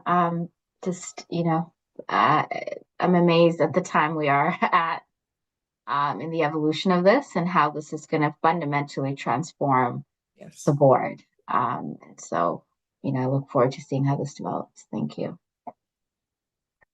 Thank you, Trustee Sriskandarajah. I have Trustee Earhart next. Okay, thanks very much. And I appreciate this. I appreciate hearing that we're open to feedback, particularly around the timing of the reports. I too, I wonder if it might be possible, and I know that it's challenged based on when data comes in, to figure out how we might sequence some of the reports, knowing that sometimes that there's no perfect time to take in information and data, that it's always in process, and there's a few key points. I was very happy to hear mention made of mental health supports for learning, and just because my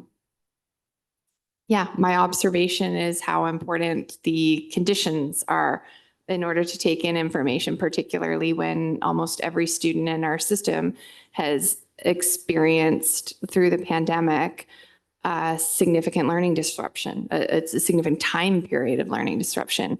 And so it's something that's broadly applicable for all students. So I'm very appreciative to see that brought out to support math, literacy, our basics, that mental health and the conditions for belonging are fundamental to support learning for children.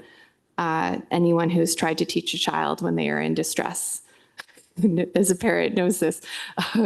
So I saw in Belong, the board indicators shifted. There had been a ministry indicator around requesting supports and social work in the report we'd seen previously. This one has the board indicator as the number of students receiving supports, which I thought was great. I'm just wondering if there was a reason for the shift there, and thank you very much. Thank you, and through the chair, let me answer your last question first. We thought this was going to be more active for us, and to be monitoring caseloads as well, and to be paying attention to caseloads. And we were connecting it and being thoughtful for the Auditor General in regards to that, because we think caseloads compared to other boards will be an indicator that the Auditor General was asking us to be putting in play to be assessing the real need of mental health for our children. In regards to the pairing of the reports, welcome to the struggle. So glad that it's making all of our minds hurt. Here's part of the challenge is we're wanting to separate the first time we bring the report to you compared to the second, to have about 6 months in between, and to keep it contained within the academic year. So without pairing them, we run into a real challenge of reporting too closely together and breaching into the following year. So that's, again, if we could treat this as a pilot, and if it's not working doing the pairing, we'll certainly revisit. And please be prepared for appendices. Again, what we're going to try and do is give you the highlights in very chunkable means, have an accompanying deck for you. And then if you're wanting to go deeper, you've got the appendix to go into your heart's desire. Okay, thank you very much. I'm glad to hear appendices because I do know that as these are matters of public record, there are many people that use the TDSB board reports, students, PhD students who use the work as a basis of thinking about education. And so I think they form important elements of the public record to have some of that depth out in the public record. And so to that end, I have offered this feedback before, so I offer it again, that for the Appendix B, there are some elements that I know are very important, particularly in the community I represent, to see reflected that will still be in our annual reporting. And if it were in the Appendix B, I would have a public document to go to consistently point to that this is where it will be. It becomes difficult with the new naming to know where to expect some of the information. And the two items that one is around student attendance. It is listed in the footnotes for belonging, but only in one context. The other context that was in by way of board motion also referenced a broader reference to health and well-being. And so it would be great if the motion on annual reporting on student attendance was referenced in Appendix B when it comes to board. I think it would be helpful as we still don't have that publicly shown as a commitment for annual reporting. The other one has not been passed through board motion, and I am also happy to move it by motion if we're not seeing it, is strategic workforce reporting. And it's a broad description because I think there's a broad set of desires for information in this area. We received a very helpful public report last year on strategic workforce, but it will eventually,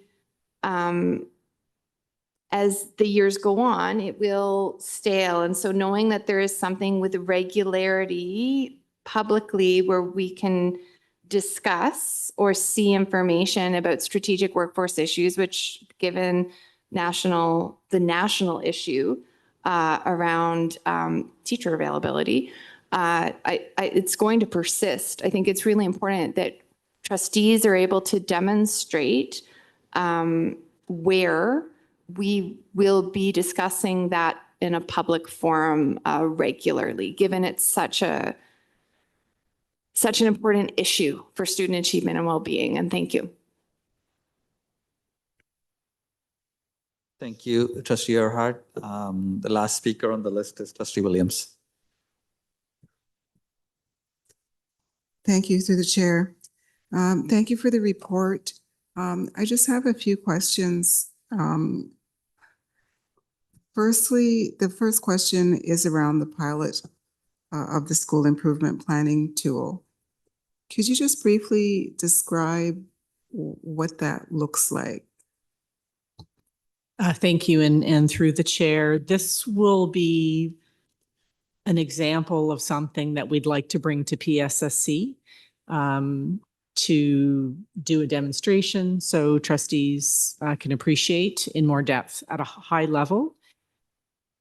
It will be an online tool that will be prompting our administrators to be inputting their school improvement goals based on their data. So it'll be a place where they can see their data, but to be articulating what is their specific goal related to literacy and achiever numeracy, belonging, thriving, with data that is specific to their location. In addition, it'll be a place that prompts them monthly to be recording evidence of action with their school improvement planning team, as well as observations of change. It will be prompting questions such as, how is your school council or parent engagement connected to the school improvement planning process? So right now, it's a combination of open fields as well as drop-down menus. It's describing strong pedagogical approaches. It is asking about class walkthroughs and what is observable. And again, this right now is with keen principals who are eager to give us feedback on the tool so we can continue to refine it.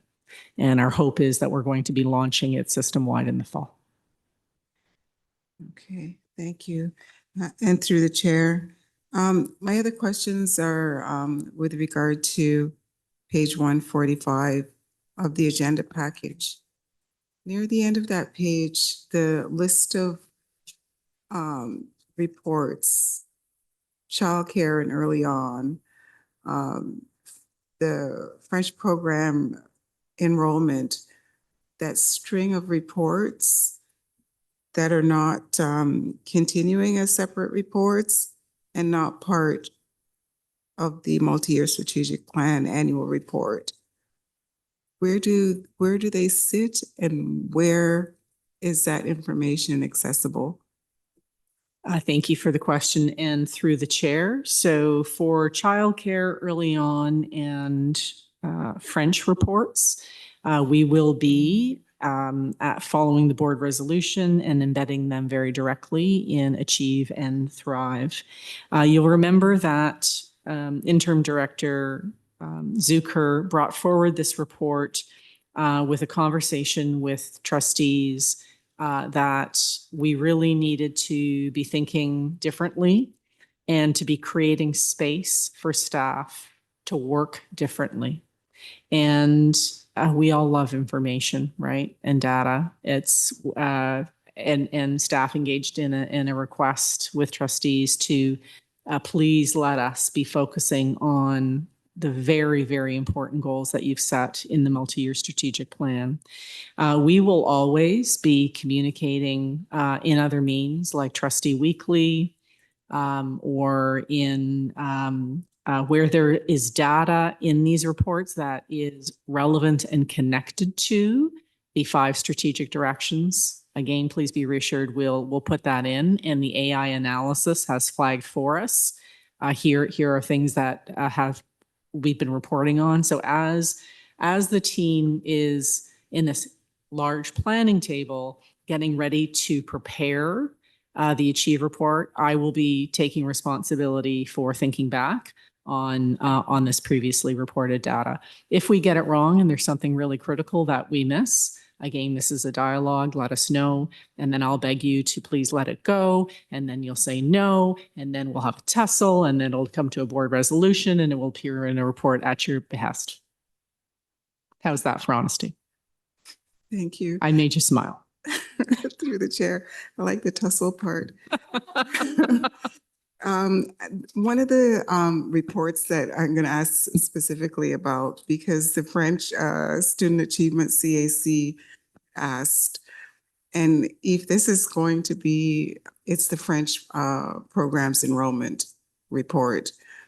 If that's sitting, like you confirm, it sounds like that's going to be sitting in our Trustees Weekly instead of accessible somewhere by the public, either embedded in the Achieve report, like just clarification on where that would be. For clarity, because we know that was an important topic of the FSL CAC as well. It was in discussion in this room, and it is part of resolution that French language and in speaking to Superintendent Felsen about enrollment is embedded within the strategic direction reports.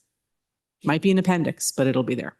Okay, wonderful. Thank you through the chair. Those are my questions. Thank you. We have Trustee Arts.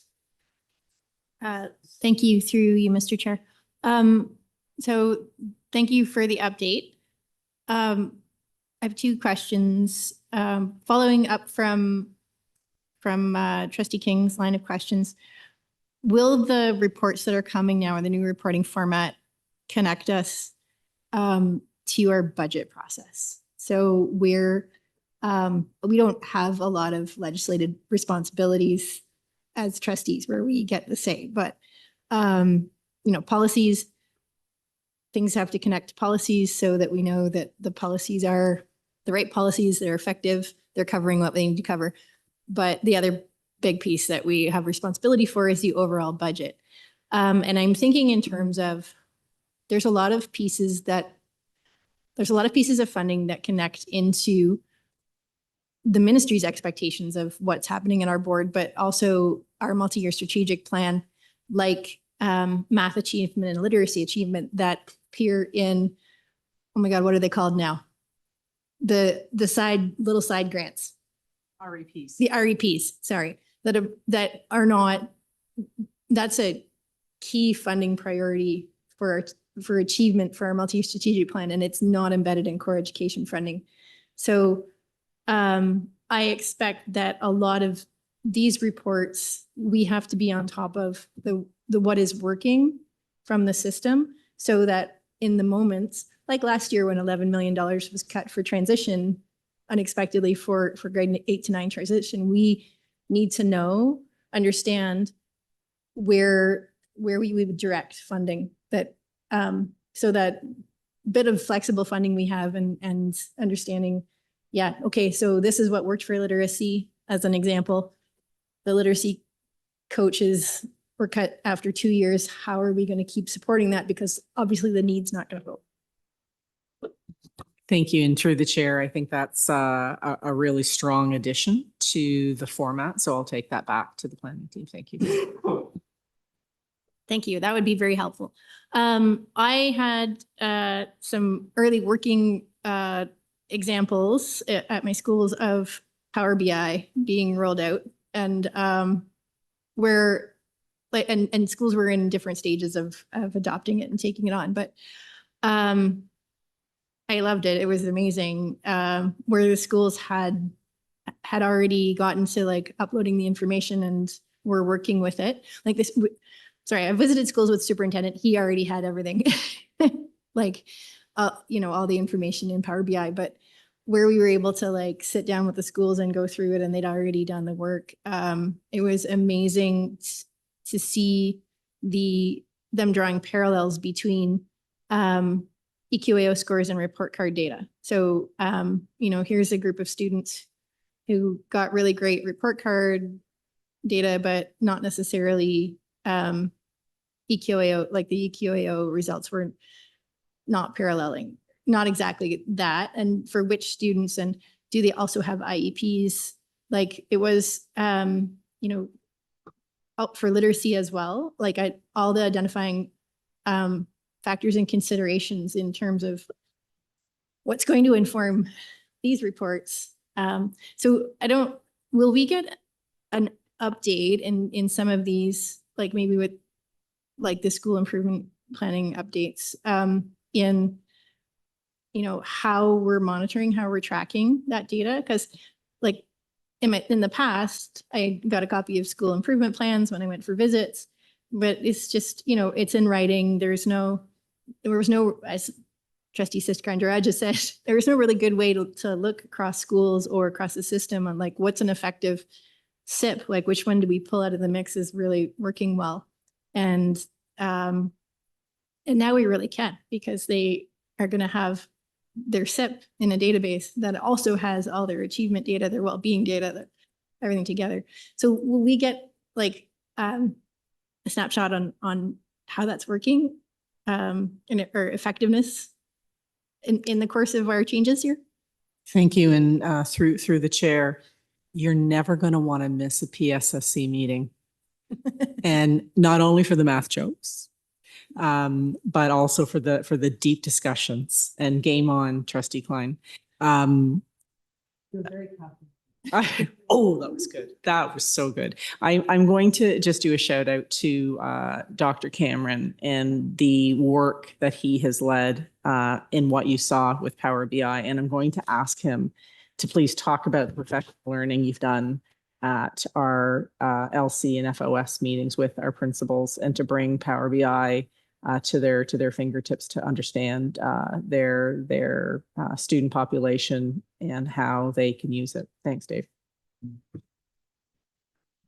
So just to kind of come back to what you were looking at, that kind of information is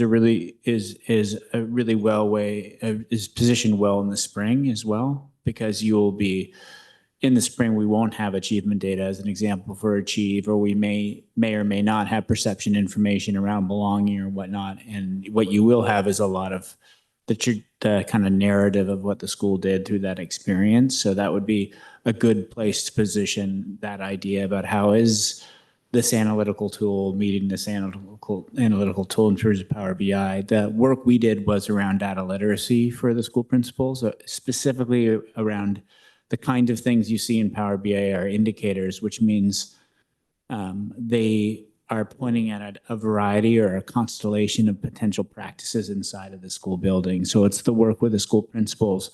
We would look at a data point like more than 3 or 3+ university level courses at grade 12.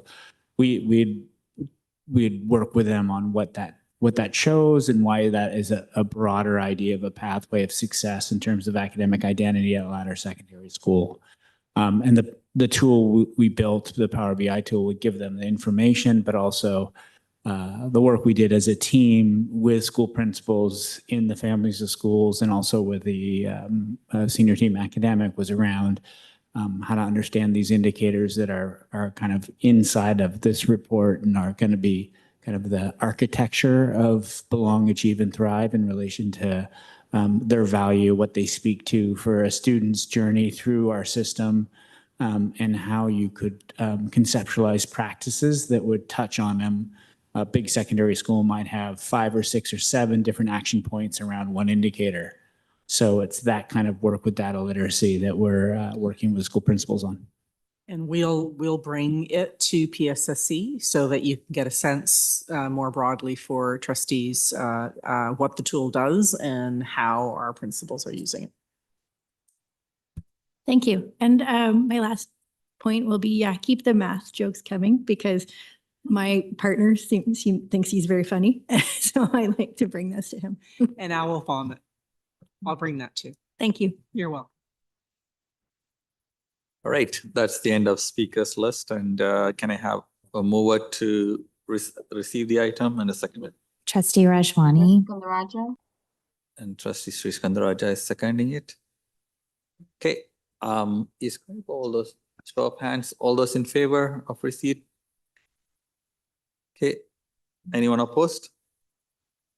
Okay, that's carried. Thank you. I think the next item is adjournment. Mover and a seconder, Trustee McLean, Trustee Arts. All those in favor? Anyone opposed? Okay, great. Thank you. We still have some light outside.